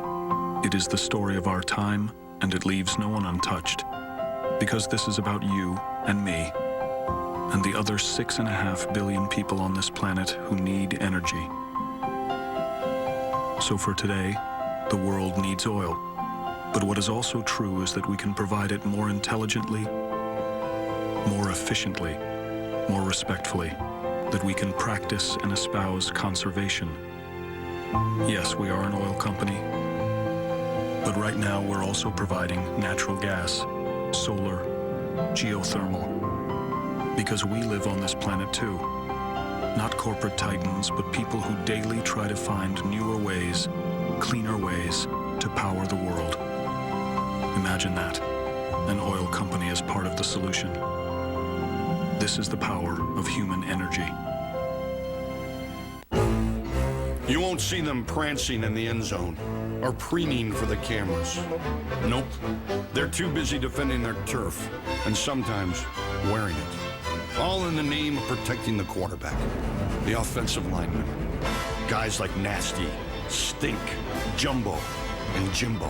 State Farm salutes the centers, the guards, the tackles. Because we know there's no substitute for great protection. And welcome back to NBA Wednesday here on ESPN, presented by Haynes. Back at the Rose Garden in beautiful Portland, chilly Portland here today. And some cold shooting here inside the Rose Garden tonight. The Trailblazers leading the Cavs by 6, along with John Barry and Heather Cox. I'm Dan Shulman. Glad you're back with us. The Cavaliers hoping LeBron James is going to be back with us. He has not come out of the locker room after suffering some sort of a leg injury near the end of the first half. Well, he came up lame. It really didn't look like anything happened. He didn't land on anybody's foot. Just made a nice power move to the basket. Comes up lame, and obviously big problems for the Cleveland Cavaliers if LeBron James can't come back out here in the second half. Well, let's get the latest. Heather Cox has been working on this. Heather? LeBron James, as we saw, went to the locker room early. He has been examined and retaped. It's a right ankle sprain. The trainers told me he could go based on tolerance of that pain level. Now, don't forget, he did miss 5 games earlier with a sore finger. The team was 0-5 without him. He will try to go, but it is heavily taped, and guys, he is visibly limping out there right now. Well, fashionably late, getting out just in time for the beginning of the second half, and had a big first half. 13 points, 9 rebounds, maybe the loudest dunk of the entire NBA season. Oh, man. Dan, I know you're a big movie guy. Cleveland's at DEFCON 1. Can you remember the movie? I remember that. War Games. War Games. Matthew Broderick. We're aging ourselves. A classic of the 80s. We're at DEFCON 1. Yes. If LeBron James is not healthy, as you said, 0-5 without him, had trouble getting in the 80s. He does everything for this team. And like you said, terrific first half. Let's hope that LeBron James is okay to go here in the second half.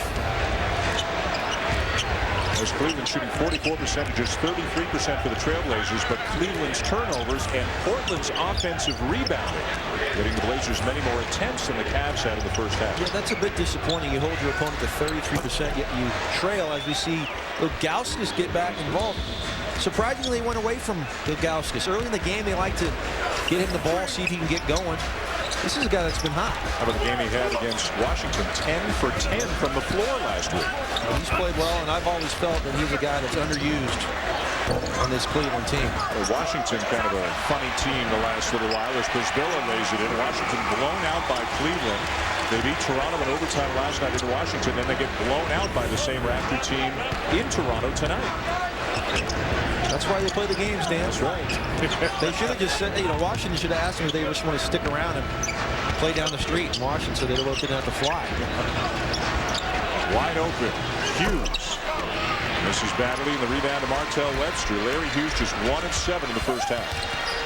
Continuing to struggle, 35% coming in. We talked about he played well in the last couple games, averaging 20, but not able to get it going tonight. Aldridge with that jump shot over Ilgauskas.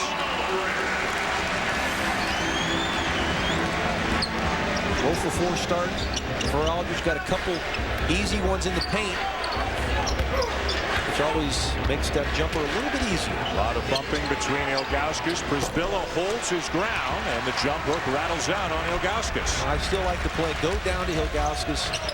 Clear size advantage on Prisbilla. He's a 48% shooter, and he's 7'3". Need I say more? Tough pull-up by Brandon Roy. Rebound Cavs. Hughes will slow it down, allow Ilgauskas and Gooden to get up into the play. Now the pull-up jumper from the wing, and it's not his night. He is 1 of 9 from the floor. Well, this is a guy I believe is the most important player for the Cleveland Cavaliers. He's got to get something going to alleviate some of the pressure of LeBron James. And it's just not happening for Larry tonight or throughout this season, for all that matter. No Varejao for 3 to 4 weeks with a badly sprained ankle. No Pavlovich for 6 to 8 weeks with a foot injury.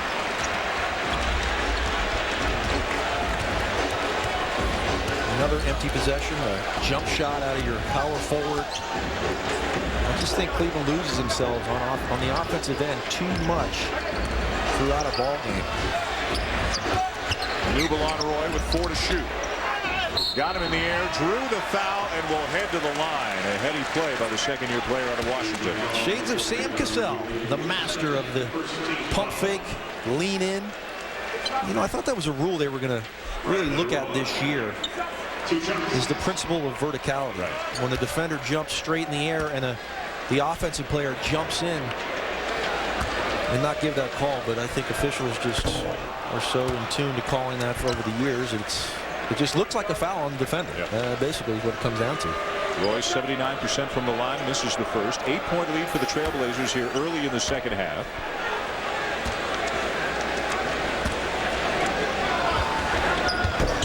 And 1 of 2 for Roy. Walt Frazier, one of the best of that back in the day. I don't remember. I'm sure you do. We got a little help from our stats department on that. Marty Aronoff passing along that note. Hey, you're the one who dropped the War Games reference on us already, so you and I are about the same, I think. Was that mid-80s? Oh, early to mid-80s. LeBron from the baseline, looking okay, coming down on that ankle. He's got 15. Yeah, he looks okay. See what he takes when his chin above the rim. Right. Roy, baseline drive, off to Prisbilla, who is fouled. And they don't get a lot at the offensive end from Joel Prisbilla. He's in there just to bang around on defense. He does a good job at that, and any offense is a bonus. Well, he's done another nice job on the offensive board. He's got 3 tonight, and like you said, he's there just to clean it up, and if he's open for a dunk, they give it to him. 5 points on the night. That's a little bit over his season average at 4.8. How about him, 9th pick in the draft? Blazers are loaded with lottery picks. I think 11 of their 15 players on the roster are first-round picks, which is one of the highest totals in the NBA. It's the Knicks, I believe, who have the highest 13 out of 15. Who would have thunk it? And what does that get you? A 14-30 record, looking like 14-31 after tonight, and we'll have the Knicks here in Portland Friday night. Good in the touch pass. LeBron for 3. Well, if that ankle's bothering him, Dan, I'm sorry. That's primarily what we're going to see, I think, out of LeBron James. He's going to become a jump shooter, not wanting to test that ankle going to the basket. Well, he's limited, and Hughes is struggling. Where are they going to get offense from? Aldridge again.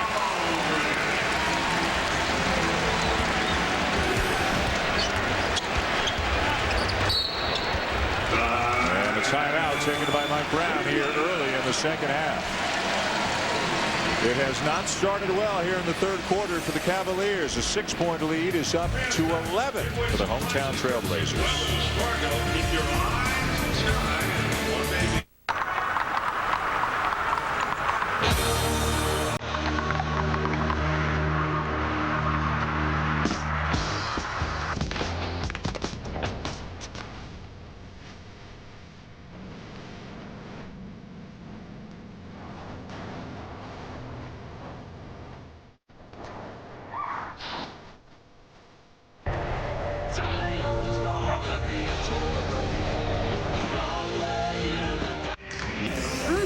Oh, I didn't see that coming. It's a crunchy hot wing with no sauce. Crunchy on the outside, spicy on the inside. The sauceless hot wing is at KFC. Get a bucket of 20 or try 6 wings for $2.99. Only at KFC.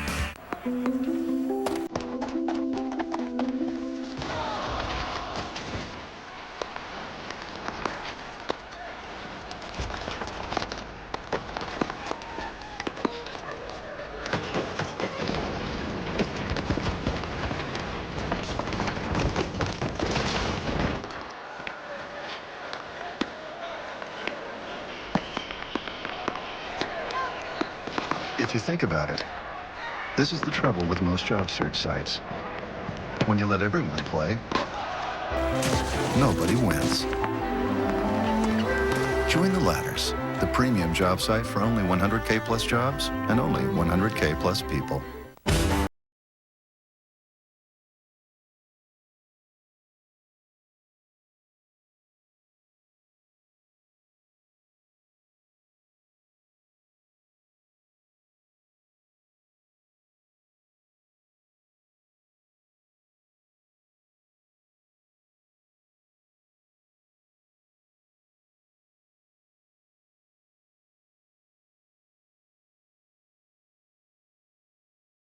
This copyrighted telecast of the National Basketball Association may not be retransmitted, reproduced, rebroadcast, or otherwise distributed or used in any other form without the express written consent of the NBA.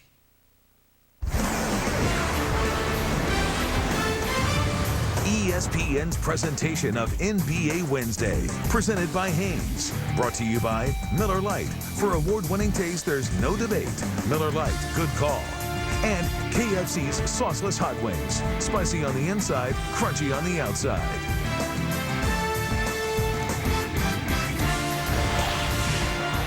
Back in Portland, LeBron James suffering a right ankle injury right at the end of the first half. Did come out just as the second half was starting. He has played, working with a rubber band there to try to stretch it out and stay loose, and he is back on the floor. But instead of dunking and driving to the rim for layups as he did in the first half, JB, so far early in the second half, a couple of pull-up jump shots. Well, all 5 of his baskets in the first half were at the rim. And if he's having any doubts about this ankle, we're probably going to see him become a jump shooter. But, you know, usually when you turn an ankle, as we see him go right back in, that first night, you're okay, because you have the adrenaline and it's warm as Drew Gooden finally gets an interior basket. But tonight shouldn't be more of a problem. Tomorrow when he wakes up, and then you have your issues. And whether he's healthy or not, if he's going to be shooting jump shots, the Blazers are going to be happy. They would rather have him out on the perimeter than getting to the rim.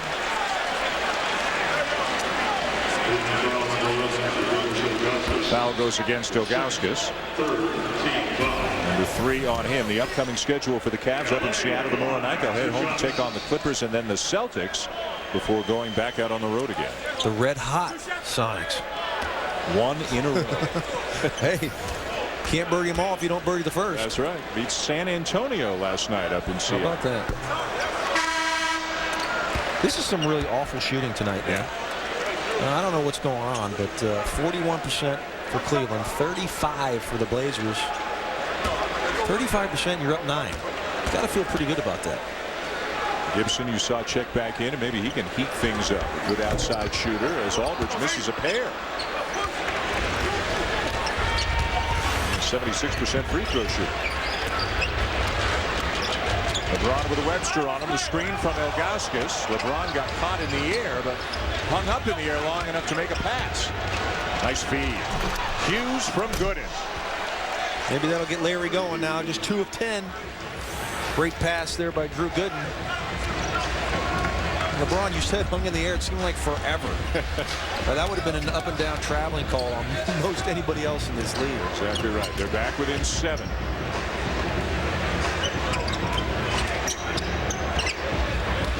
Roy off to Blake. Got it. A 3 for Steve Blake. Reacquired in the offseason by the Trailblazers.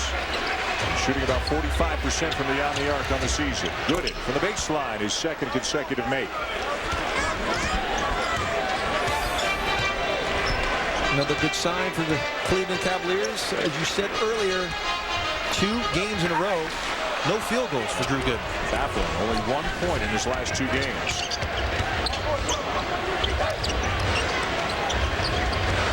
Now he's feeling it right now. Nice shovel pass off to Ilgauskas.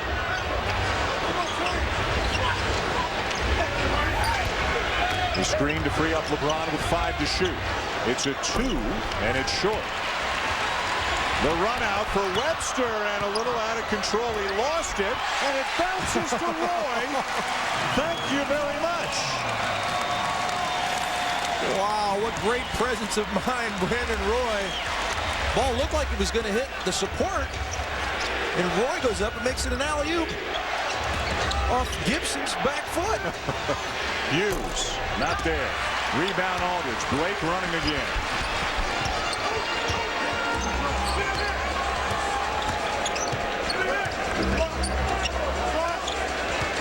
Another screen from Aldridge. Pull up from the elbow. And Ilgauskas with a good job tapping it off to Hughes. Stolen by Blake.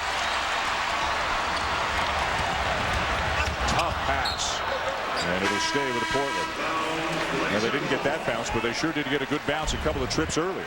Now, I don't know how you draw this one up, but Martell Webster, Gibson does a great job hustling back. LeBron taps it to save it. Never save it under your own basket, Dan. Isn't that the cardinal rule? That's right.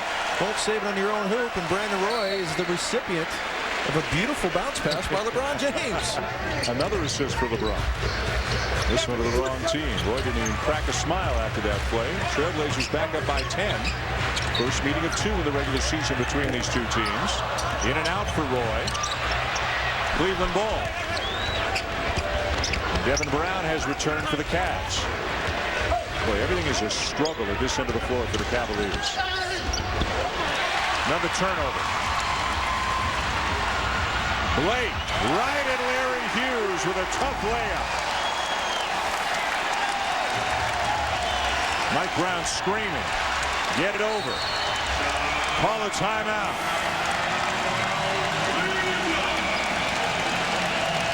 The Blazers have tied for their largest lead of the night. It's a 20-second timeout for the Cavs. The owner loves it. The fans love it. Blazers are back, JB. Well, this is a tremendous finish here. Blake with the little duck under of Larry Hughes.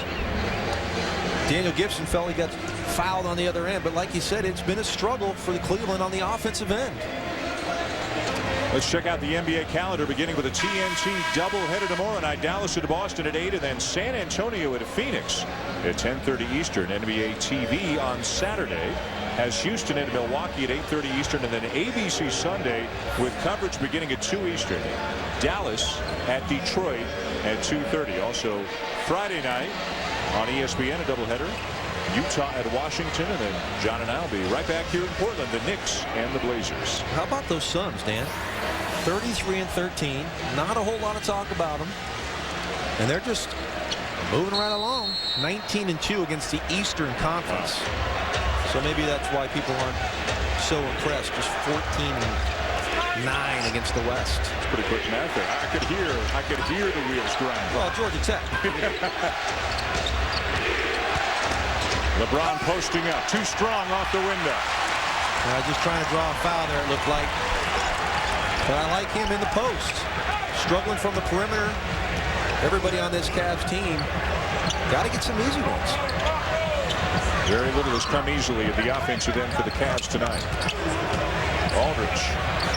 And good D there by Gooden. Standing straight up, arms in the air, deflected it away.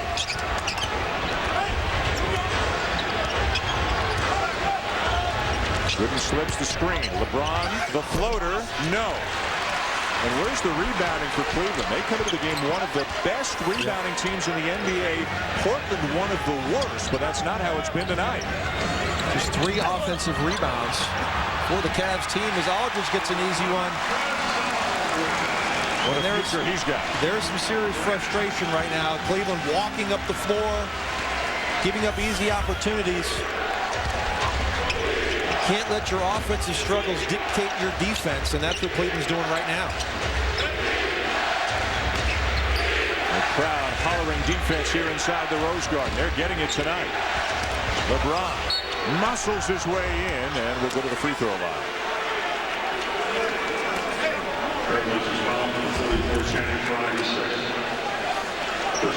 LeBron trying to get some easy ones in the post that time, doesn't even draw iron. And he's clearly not feeling very well. I saw him on the break a couple times where in the first half he exploited that and got all the way to the rim. He had some opportunities that he's backed off of, so he's clearly thinking about that right ankle. On what was a seemingly harmless looking play at the end of the first half. Driving to the rim, but must have rolled it ever so slightly. Went right to the locker room to play the last 24 seconds of the first half. Got taped up and came out just in time to start the second half. Wayne Jones now in where Anderson Varejao would be the guy. Let's see if he can get something going. 6'11", third-year player out of St. Joe's. You lose so much when you lose a Varejao. I mean, yes, 8.7 boards, but it's a lot more than that. He's your energy guy. Kept alive by Webster momentarily. Here comes Gibson. Damon Jones. Devin Brown. Tough night for the Cavs.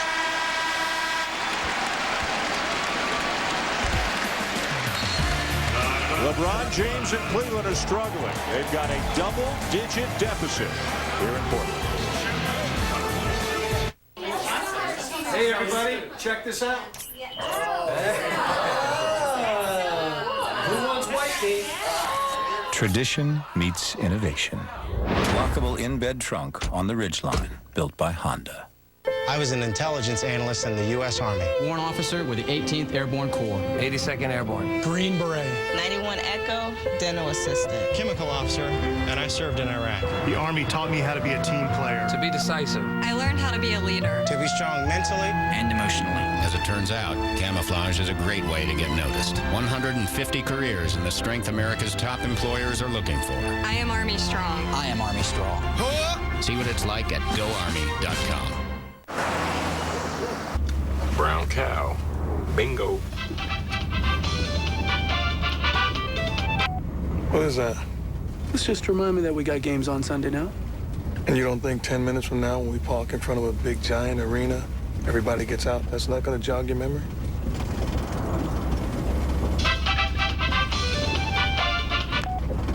ABC, your NBA Sunday destination. Catch Mavericks Pistons Sunday at 2 Eastern.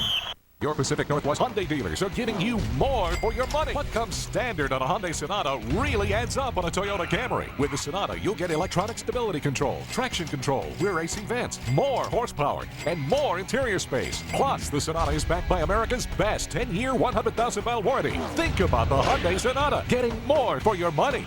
And right now, get $2,500 cash back or 0% on 08 Sonatas. Hurry to your Pacific Northwest Hyundai dealers, because it's time to think Hyundai. Let's be straight up. Here's why you should get a Toyota Tundra. Here's why you should get one right now. Get $2,000 cash back or 0% APR on Tundra, the 2008 Motor Trend Truck of the Year. There it is, straight up. Just visit your Toyota dealer. Toyota, a smart way to keep moving forward.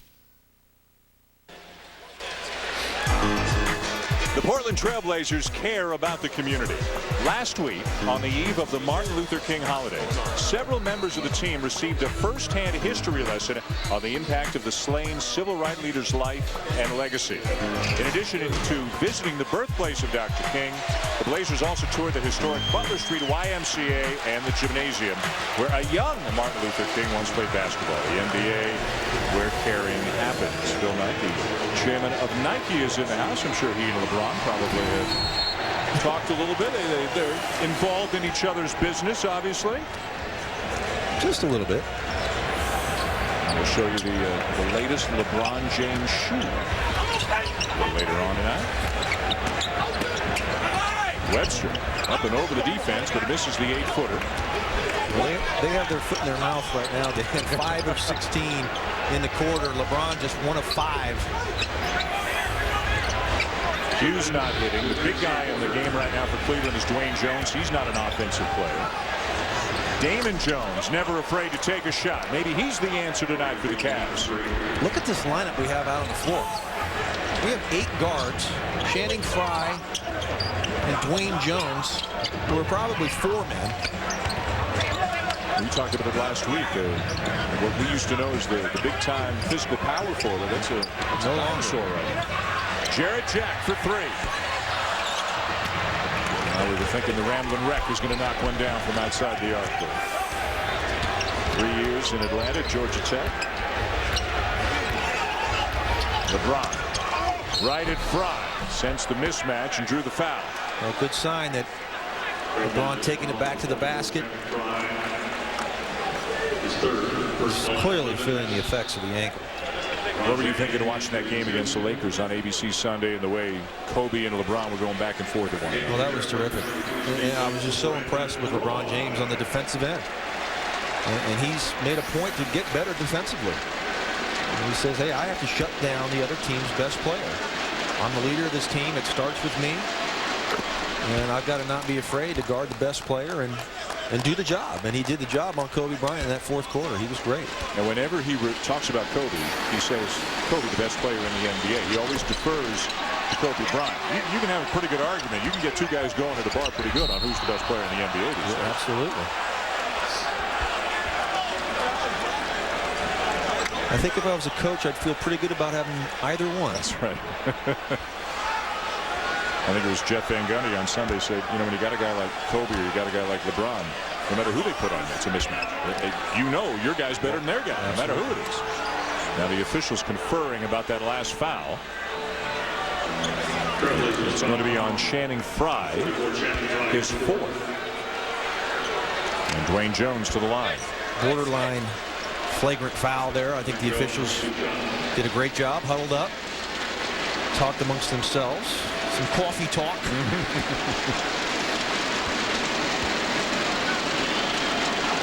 Shooting at the top end of the floor here is Jones as he knocks it down softly despite the fans trying to get in his line of sight. Good offensive rebound there by Dwayne Jones, and that's something I mentioned in the first half. But that's sometimes Cleveland's best offense is cleaning up the offensive glass. They only have 5 offensive rebounds tonight. And the main reason for their struggles offensively. And here they are on a 7-0 run, back within 7. As poorly as they've played, the Trailblazers aren't playing well enough to get rid of them. Outlaw.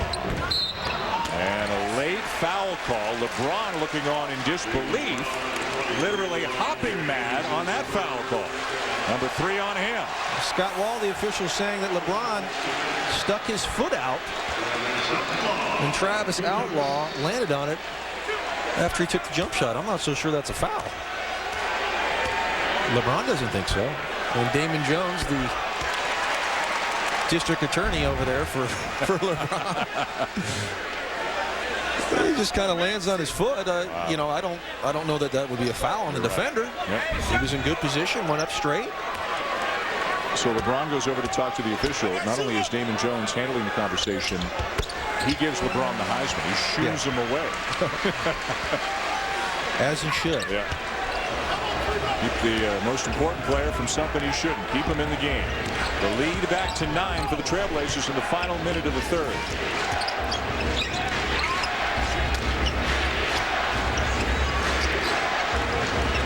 Clear out here for LeBron. Nice dump down feed.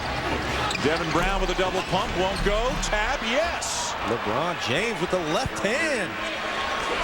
Beautiful tip. How about making the pass from up near the 3-point line and getting down in position for the offensive rebound. LeBron with just 1 basket outside the paint tonight, Dan. Webster. And here comes LeBron again. LeBron now with 19 points, 11 rebounds, and 4 assists. Okay, guess what play's coming again? It's the end of the quarter. Dwayne Jones is pointing to his ear like, I can't hear the play. I don't think it matters. That's the play. What great strength. It's amazing how you know that play's coming, and yet you can't do anything about it. As we see LeBron doing some work on the offensive glass, beautiful left-handed tip. And I just don't understand why teams run that. I know it's going to work here. He got fouled. And LeBron doing a much better job of being aggressive and getting to the basket, particularly in late game situations.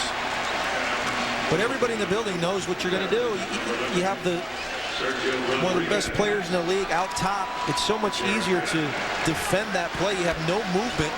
4 people just standing around waiting to see what LeBron James does. I just don't like the play. Go ahead and run something with some motion. LeBron 6 of 10 from the line tonight. Sergio Rodriguez back in for the Blazers. And misses at the buzzer. The follow is no good after the horn. And that's the end of the third with Portland leading by 6. We'll hear from Nate McMillan, the head coach of the Blazers, when we come back.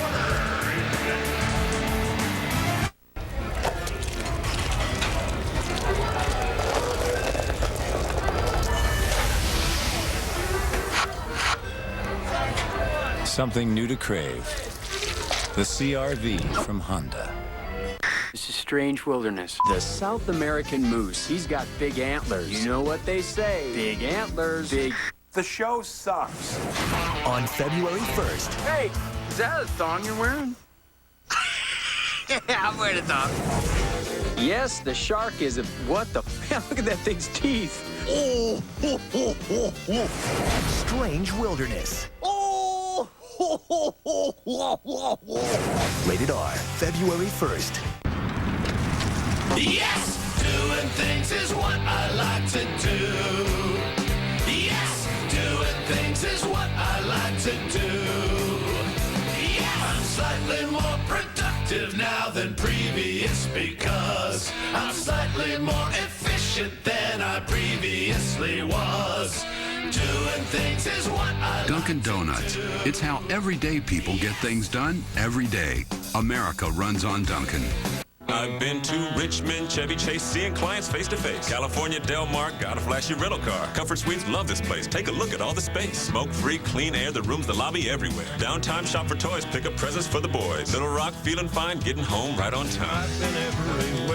This spring at Comfort Suites, Comfort Inn, Quality, Sleep Inn, or Clarion Hotels, earn a free night faster with up to 3 times the points when you register at choicehotels.com. For reservations, visit choicehotels.com. Choice Hotels, we'll see you there.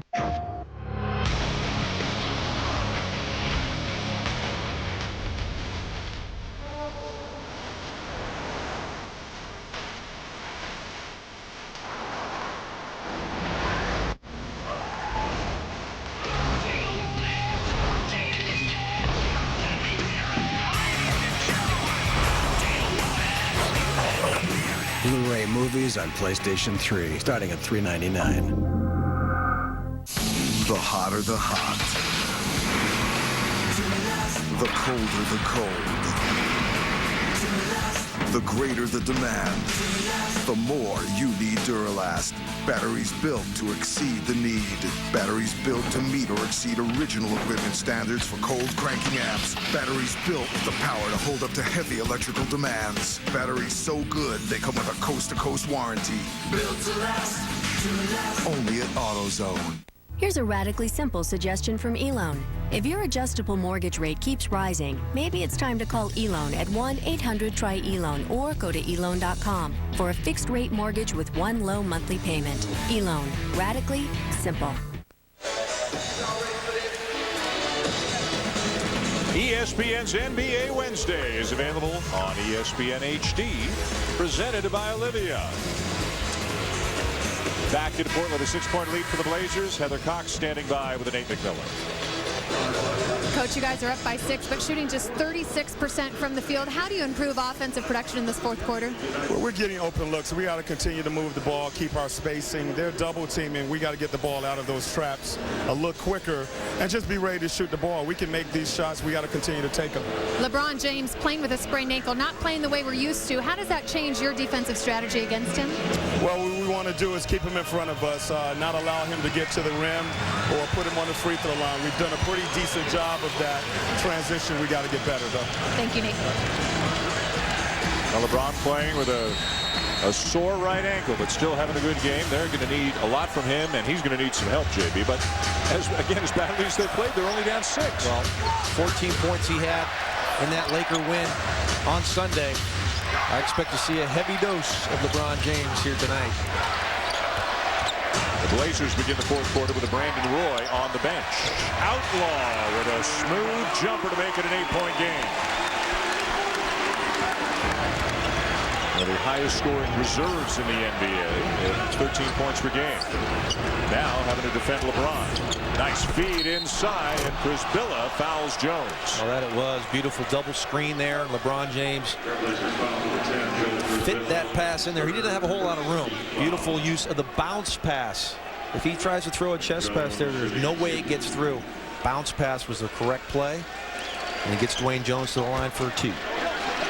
When you look at guys who can combine the scoring, rebounding, and assists like LeBron James can, it's a very short list in NBA history. I mean, Oscar Robertson is the gold standard. The numbers LeBron's putting up might be next best in terms of those 3 categories. Well, Magic Johnson, Jason Kidd, Larry Bird. All guys that just had superior knowledge of the game. Great anticipation of knowing where a defender might be or their offensive player might be. And LeBron James is 22, man. Rodriguez, no. Prisbilla, yes.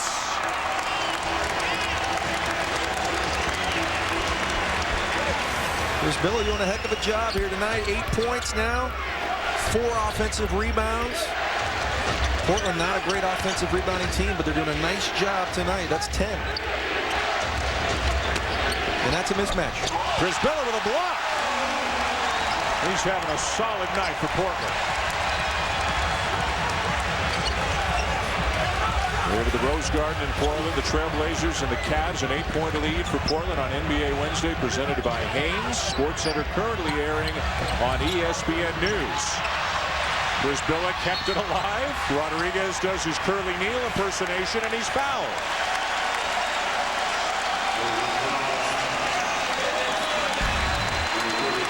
Joel doing it all tonight. Sets the screen there and follows for the follow-up slam off Rodriguez. And here comes over and helps Steve Blake with a nice block on LeBron James, who wanted a goaltend. Looked like a good block from that replay. Jones kept the toe down and buries it. A long deuce for James Jones, and the lead back to 10. Beautiful cross-court pass. That's the player that is always open. The action going away from that corner, and Rodriguez finds a wide-open James Jones. And right now, Portland maintaining or extending the lead with Brandon Roy getting some valuable rest. Out of bounds. It'll stay with Cleveland. There is 1 second left on the shot clock. Prisbilla again.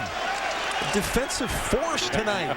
Well, watching a little bit of the Houston game from a few days ago, he gave as good as he got physically from Yao Ming. He gets it done at the defensive end. Again, 1 to shoot for the Cavs.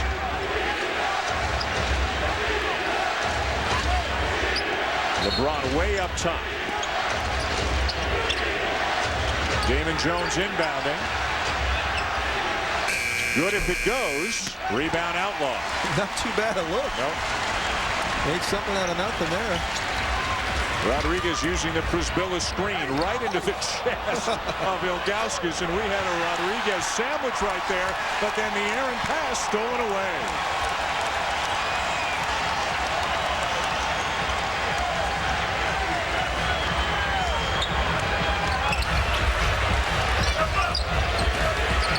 Blake. Rebound LeBron. And he will go to the line again. LeBron gets to the line better than 10 times per game. Only Dwight Howard of Orlando shoots more free throws per game than LeBron James. ABC, your NBA destination for games every Sunday. Dirk Nowitzki and the Mavs take on Chauncey Billups and the Pistons. 2:30 Eastern. Coverage begins at 2 o'clock Eastern. NBA Sunday on ABC with coverage beginning with GMC NBA Countdown. For more information, log on to ESPN.com.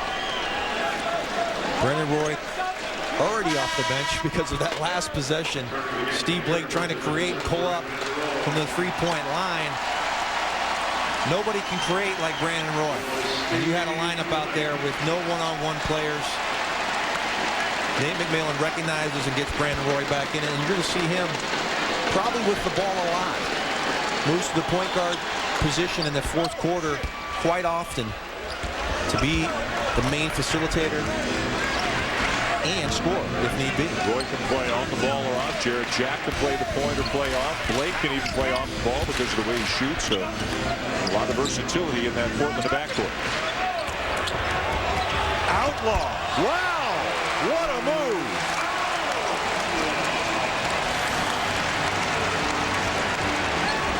Oh, to be young with hops, huh? And this guy's got tremendous confidence, showing the ability to put it on the floor. Great move past LeBron James. And the lead back to 10. Trading baskets here early in the fourth quarter. LeBron spins on Outlaw, doesn't get the roll. Portland ball.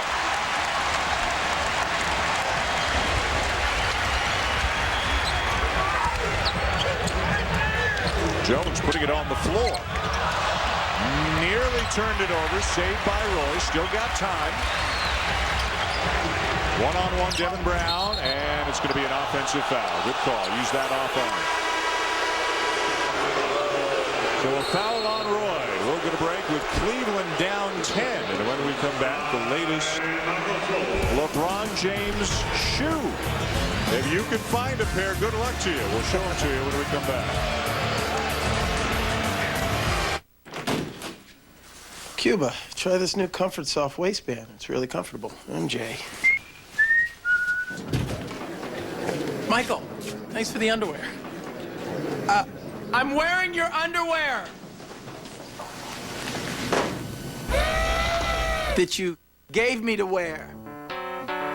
The Comfort Soft waistband, tagless and wrapped in cotton, only from Hanes. Oh!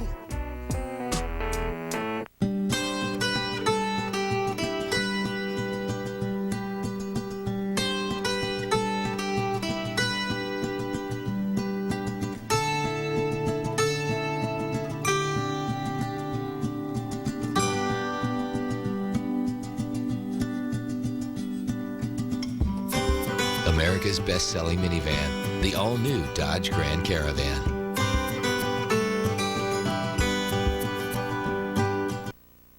I shall now read the last will and testament. The deceased leaves all of his money, property, and other valuables to Miss Jacqueline Monique Smith.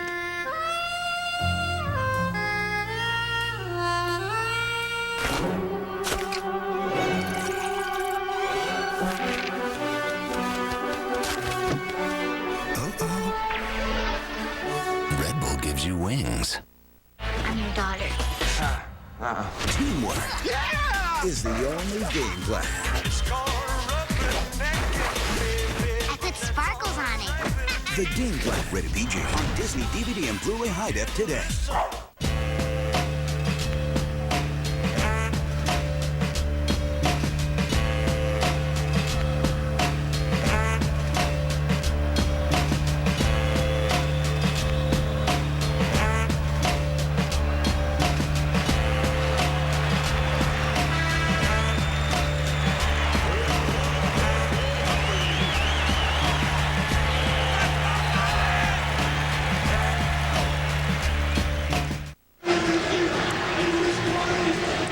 Back here in Portland, where the Cavaliers are down 10 to the Trailblazers, 8:11 to go in the fourth.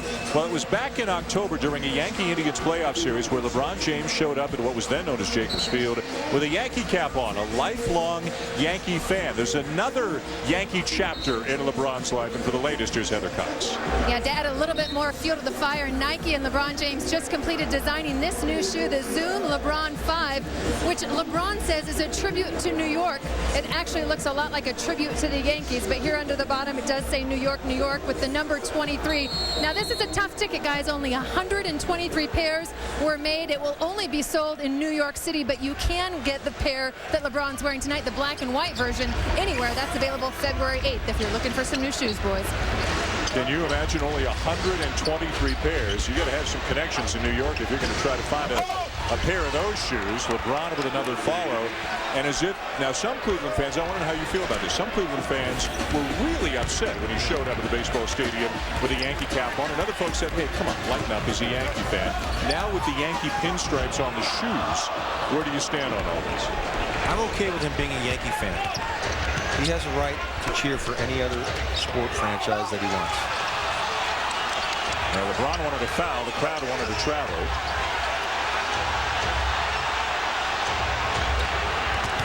Frenetic play here. Good in the cutter. That didn't deserve to work. That was ugly.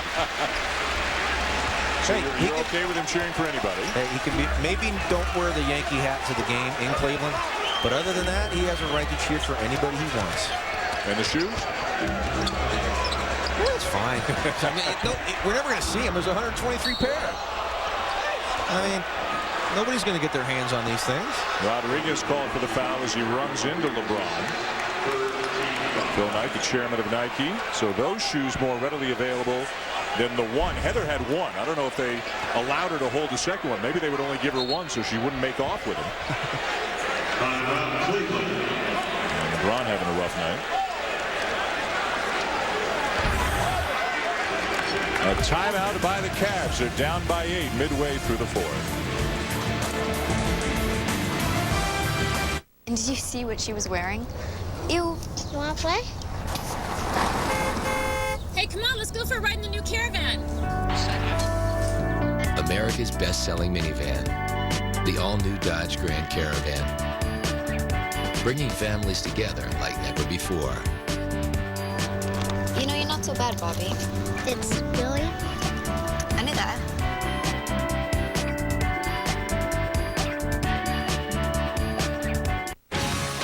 Saturday, game day heads west to Pauley Pavilion. UCLA legend John Wooden's impact on a Super Bowl coach. His philosophy, it's timeless. ESPN College Game Day driven by State Farm. Saturday at 11 a.m. and 8 p.m. Tonight on SportsCenter, LeBron or Chris Paul? Who's more critical to his teammates? And which is the real top team in men's college hoops? Plus, Kenny Mayne investigates Tom Brady's other injury. SportsCenter after the game.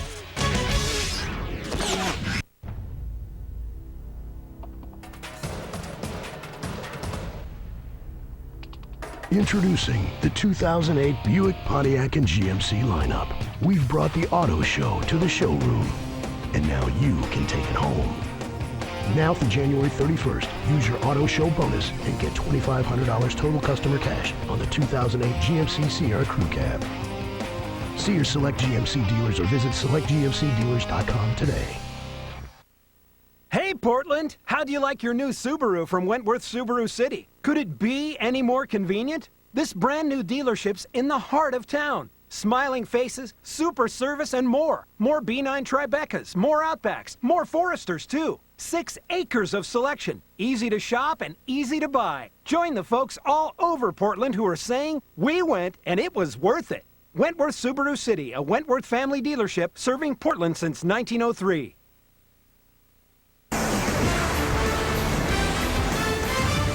ESPN's presentation of NBA Wednesday, presented by Hanes. Look who we've got our hands on now.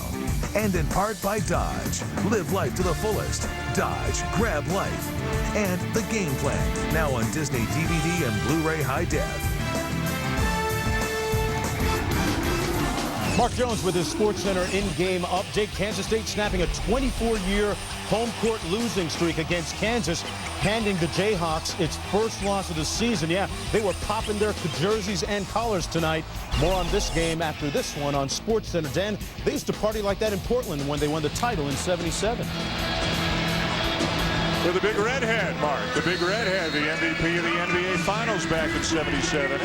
Sets up a nice K-State-Kansas rematch as one of the game day games Saturday night in early March. Well, LeBron James run into by Sergio Rodriguez just before the last time out. It appeared to suffer some sort of an injury to his left hand. Now, he was out 5 games several weeks ago with a sprained left index finger. Tough to tell exactly what it is on the hand that's bothering him, but there's no doubt that it was bothering him by the way he acted during the timeout. Now LeBron James guarding Brandon Roy. He says, I want the best player. I got to shut him down. Fade away by Roy. Good defense. And now Roy on LeBron at the other end. Free throw line jumper is true, and it's a 6-point game, and LeBron continues to reach down for his left wrist, his left hand. I don't know if those bracelets are bothering him, but he's definitely working on something. He's fixing his bracelets. Well, this is the beauty of having a guy like LeBron James. As Brandon Roy goes in, no call. Blake tries to save, and Jones out of bounds off Damon Jones to save it for Portland. Great hustle there by Steve Blake. And now Roy's shaking out his left hand. But you have a guy like LeBron James.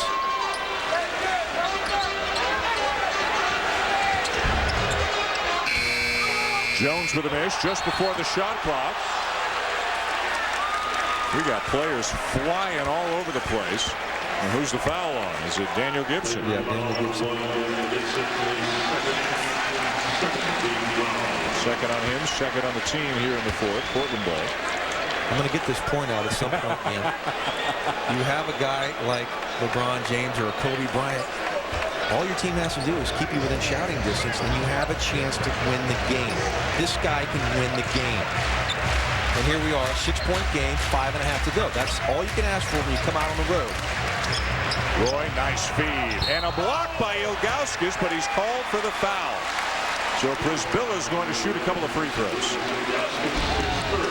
Looked like Z got all ball, hit the ball first, and then went to the elbow. So can't argue with the call. But Prisbilla continues to be a huge surprise today, Dan. 8 points, 9 rebounds, and 3 blocks.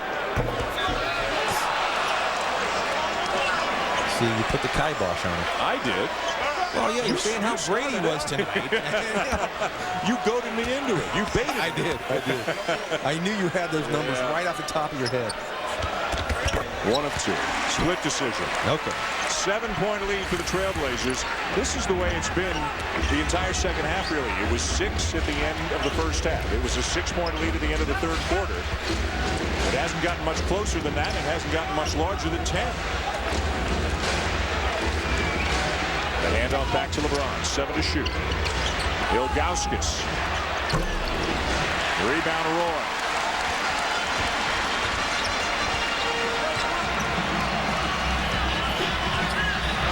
Then the 2 stars, LeBron and Roy, covering one another here in the fourth quarter. After the switch, the jumper over Gooden. Mike Brown not happy with that switch. LeBron James got to fight over that pick and roll and stay with Brandon Roy. But he sees Gooden on him. He takes full advantage. Blazers back up 9.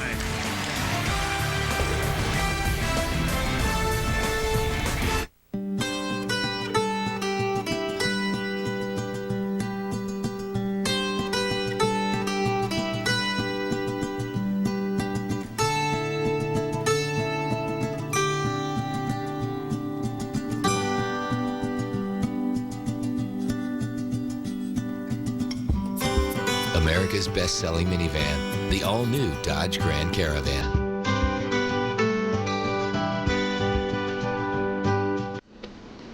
Here, Daddy.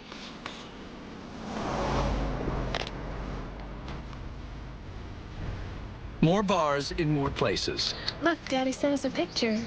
That's what you can expect from AT&T, the largest digital voice and data network in America. You're the only reason I keep on coming home. Switch to the network you can trust, AT&T. Get our exclusive phones for Valentine's Day, now only $99.99. Okay, one more time. What's my motivation? It's an irresistible burrito. Show me irresistible. Which is it? Irresistible or delicious? Just act that it's irresistible. How's this? Nailed it. Taco Bell's half-pound cheesy bean and rice burrito. For 99 cents. After years of living in darkness, Now take the bandages off. Sydney Wells has seen death.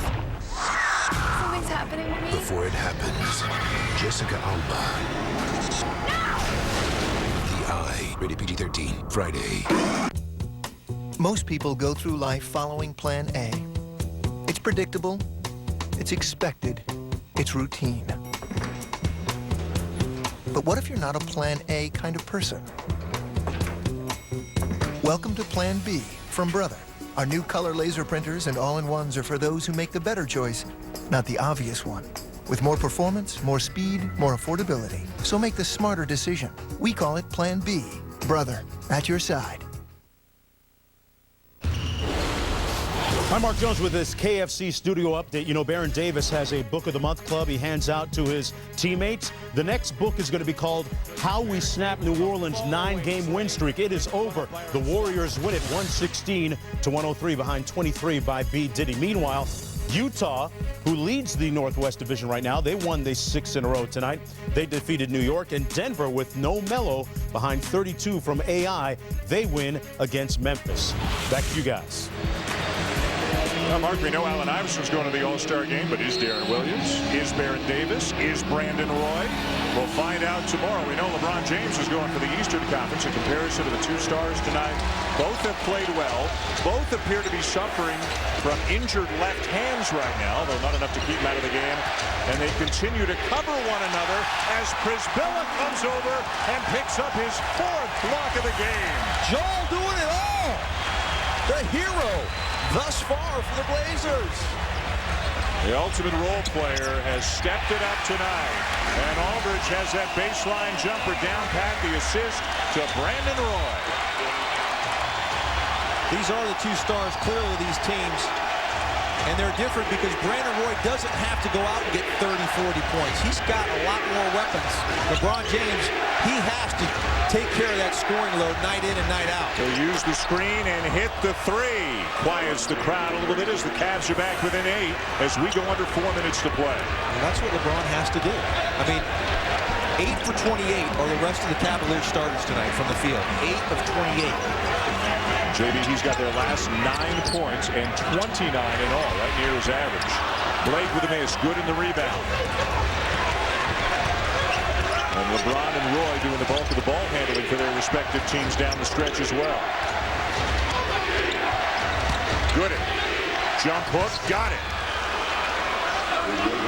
How are they within 6? That's what I'd like to see this team do. Recognize what's working. They get away from things. Drew Gooden has done a nice job on the post here in the second half, and then they'll go away from it. Go back to it. Exploit if it works. Do it again. Make them stop you. Roy.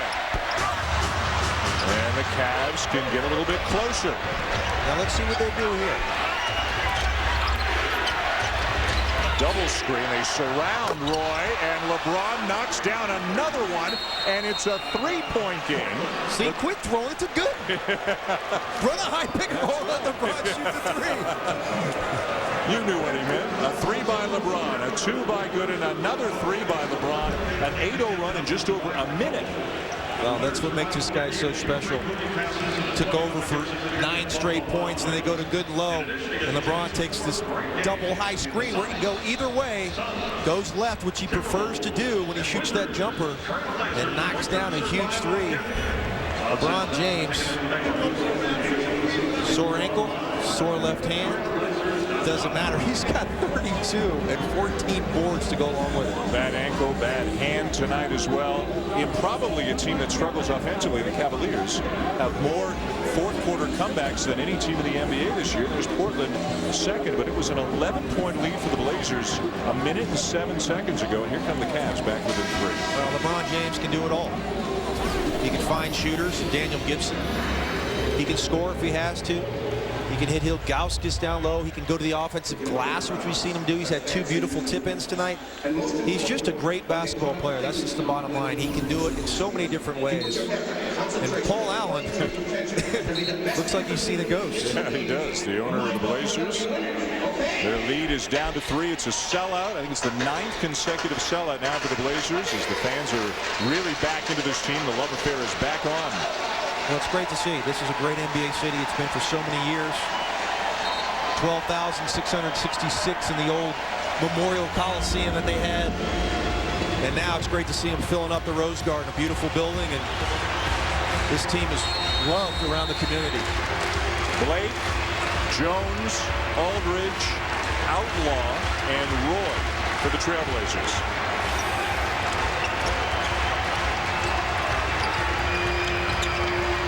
Staying with the roll. Blake. And a block by Ilgauskas. Loose ball knocked away, but a foul is called. Steve Blake. The big fella's coming up big. Z comes over with nice help, able to block the shot from Blake. And here we go. Cleveland down 3 with possession with 2.5 to go. 4th team foul on the Blazers. Cleveland has committed 3.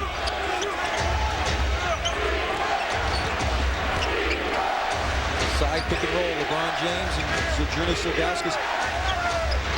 Another 3, and another one for LeBron as he stares down some folks on his way back down on D. His 3rd 3 in about the last 2 minutes. Somebody's made LeBron upset over here on the sideline. Not a good idea. LeBron feels it from 3. His biggest game of the season, JB, was up in Toronto when some folks started talking to him from the front row, and he went off in the 4th quarter. Travis Outlaw puts the Blazers back up by 2. Well, it reminds me of Spike Lee and Reggie Miller. Don't incite a guy that's already one of the best players in the world. No need for that, as we see the same play coming. Double pick for LeBron James. Roy goes under the screen, stays with LeBron as the shot clock goes under 10. Now Outlaw's on it. A deep 3. Gooden with the offensive rebound, and he's fouled. Ooh, that 3 was in and out, Dan. He has got the feel from distance right now. As we see the double pick, Gibson and Ilgauskas. LeBron comes off free, knocks down the wide open 3. Brandon Roy going under that screen set by Ilgauskas. Got to chase him over the top and get him off that shot. LeBron taking over here in the 4th. Drew Gooden goes to the line, and now for the Cavs. 73% on the season. Free throw shooting, a bugaboo for the Cleveland Cavs. One of the worst free throw shooting teams we have in the league. And the Cavs are playing without Anderson of Varejao, without Sasha Pavlovich, coming off a road win at Los Angeles. They've been great on the road against the West. 8-4 this year. Trying to pick up another quality road win against a plus 500 team. And it would be a quality road win. Not playing very well. And you can walk out of Portland with a victory. You've done something. Well, LeBron willing him back into it here in the 4th. Roy. Acrobatic attempt. No finish. No foul. Cleveland looking for the lead. Damon Jones. Missed LeBron James wide open. Great pump fake by Damon Jones. Two Blazers came over to Damon. He had LeBron open at the 3-point line, and LeBron wanted that one back. And a timeout taken by Nate McMillan. Those are the type of things, Dan, that you got to notice. LeBron's just hit 3 3-point shots. Get in the basketball. 15 in the quarter. He had 14 down in L.A. Got to give a guy like that the ball when he's got the feel. Each team with 1 timeout remaining, and while we've got a moment, let's go back to Heather Cox. Heather? Guys, the Blazers are 6-0 in games decided by 3 points or less. Very impressive for such a young team. Nate McMillan told us that confidence comes from preparation, saying every game is a close one. We aren't blowing people out, so we're accustomed to this. Now on the flip side for the Cavaliers, LeBron James, no stranger to 4th quarter heroics. He leads the league in most 4th quarter points, averaging 9 per game. This is his 17th 10-plus 4th quarter performance, guys. Certainly impressive from LeBron James late in games. Now, so Heather, the old something's got to give. The Blazers play great as a team in the close games. LeBron plays great down the stretch in 4th quarters. Roy might equal all-star. We'll find out about that tomorrow. Sports Center is next. We can tell you that right now. But we still got a minute 14 to go with the Blazers, who led by double digits much of the second half, now clinging to a 1-point lead. Brandon Roy going to be the decision maker here. High pick and roll with Aldridge. Again, acting, as you said, as the point guard in the 4th quarter. Playing with the ball more in his hands. Off to Outlaw. The kick to Blake. Boy, they got a good look. In and out. Yep. Good look. Now you got to play D. Again, the screen and another one. Roy has to fight through. Now a switch and Outlaw's on LeBron. Isolation. Gonna drive on him. Hangs. No. Aldridge had it, and he's got it again. 6-second difference between the game clock and shot clock.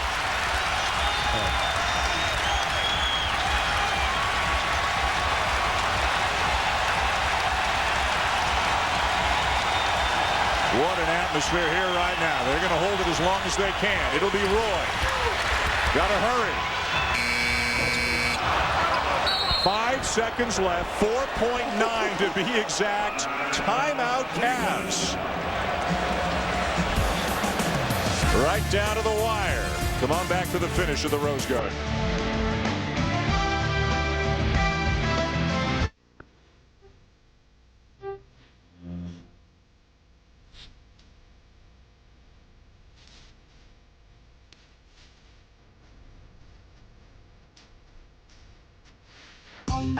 Young soul in this very strange world, oh, good Lord, about what is true and fake.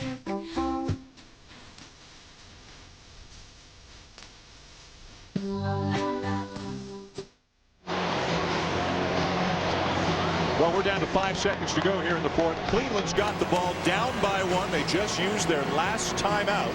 Back here in the Rose Garden, along with John Barry, Heather Cox, Dan Shulman. What are you looking for? I mean, we know who's getting the ball, but what kind of a player are they running for number 23? Well, I think they're going to get him up to the top with an isolation. But the key is you got to stay with Daniel Gibson and Damon Jones, the three-point shooters. They don't need a three, I know this, but I expect LeBron to get to the top, put his head down, and go to the basket, try to draw a foul, or lay it in. LeBron James, 35 points, 14 rebounds, 4 assists tonight. 15 of the 35 including 3 threes here in the fourth quarter. 15 of their last 18 points as he is joined by the same other 4 players, Gooden, Gibson, Damon Jones, and Ilgauskas. I think you have to be careful if you're Portland right now. If you run a double team, you have to make sure to rotate to the shooters. Don't leave Jones or Gibson open on the perimeter. And now, having seen the way they're lining up, Nate McMillan wants to make a sub. James Jones will come into the game, and Steve Blake will come out. So James Jones on Daniel Gibson. Martell Webster on Damon Jones, and maybe most importantly, Brandon Roy on LeBron James. Well, it's got to be a LeBron James ISO. Don't run a pick and roll. You don't have time. They can double it. Here's the drive. And he lays it in with 0.3 of a second. LeBron James, a sensational drive. Cleveland up by 1, and LeBron continues to interact with a fan who got on his case earlier this quarter. And the angrier he got, the better he played, and the Cavs are less than a second from getting out of here with a win. Well, you can't get on LeBron James anymore for not coming up big in the end. He didn't settle for a jumper. He took this thing hard to the rack. Goes up on the other side of the rim with the left hand. Got some contact. Didn't matter. LeBron James, wow, what a sensation. You know that play's coming, Dan. How can nobody come over there and help? And the bench erupts for the Cavs. Take it out of his hands. Yeah. You've got to make somebody else beat you. This is Detroit all over again from last year. And a lesson to fans in the other 29 NBA arenas. Spike Lee. Yeah, don't mess with him. The Spike Lee wannabe here. What is this, Daniel Bartman? Put a coat over his head and escort him out of here. They are unhappy. LeBron James, what a fourth quarter. He's the best in the fourth quarter, and we've seen why tonight. Now, 0.3 of a second left. That's it. Plus, Cleveland's got a foul to give. Got to be a tip. You don't even want to mess with that foul, Dan. Don't get in the way of a guy that could be potentially shooting the basketball. It's got to be a tip. They cannot control the ball, come down with it. It's going to be something to the rim and hope that a deflection goes in the basket. How about 2 consecutive incredible fourth quarters for LeBron? Did it against the Lakers Sunday, doing it again here tonight. Well, he took Brandon Roy. Did a great job on Brandon Roy on the defensive end and still able to score 17 on the other end, 3 3-point shots. He's got a bum ankle. He hurt his left hand. Doesn't matter. This is just one unbelievable player that we're seeing. And don't get on anymore for clutch situation. He's big time. Blake to inbound it, and the 7-3 Ilgauskas try to impede his vision. And fittingly, LeBron with the ball held high above his head as the game ends, and the Cavaliers stun the Trailblazers here with a big fourth quarter comeback, their 18th fourth quarter comeback win of the season. As you said, fitting that LeBron James is a guy that closes out with the interception. What a fourth quarter. And let's find out how LeBron feels about it. Standing by with Heather Cox. And certainly LeBron, no stranger to fourth quarter heroics. 17 points in the fourth quarter. But how surprised were you at the easy path you had to the basket for that winning shot? It wasn't that easy.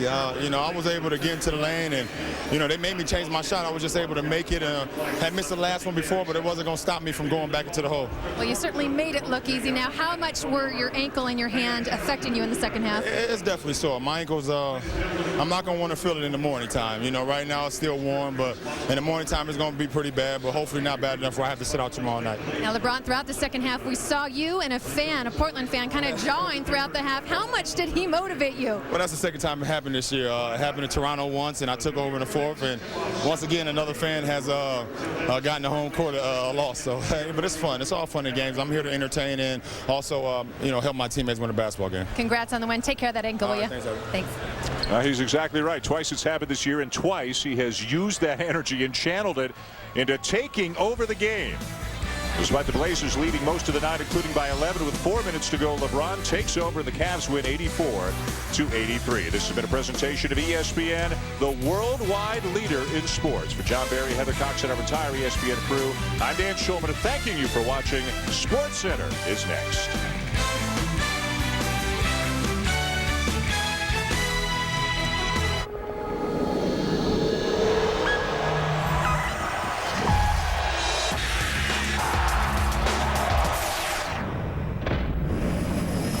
We're only going to score 17 points. Okay. This is SportsCenter. #1 Memphis looking like the team to beat. Meanwhile, in Manhattan, Mike. This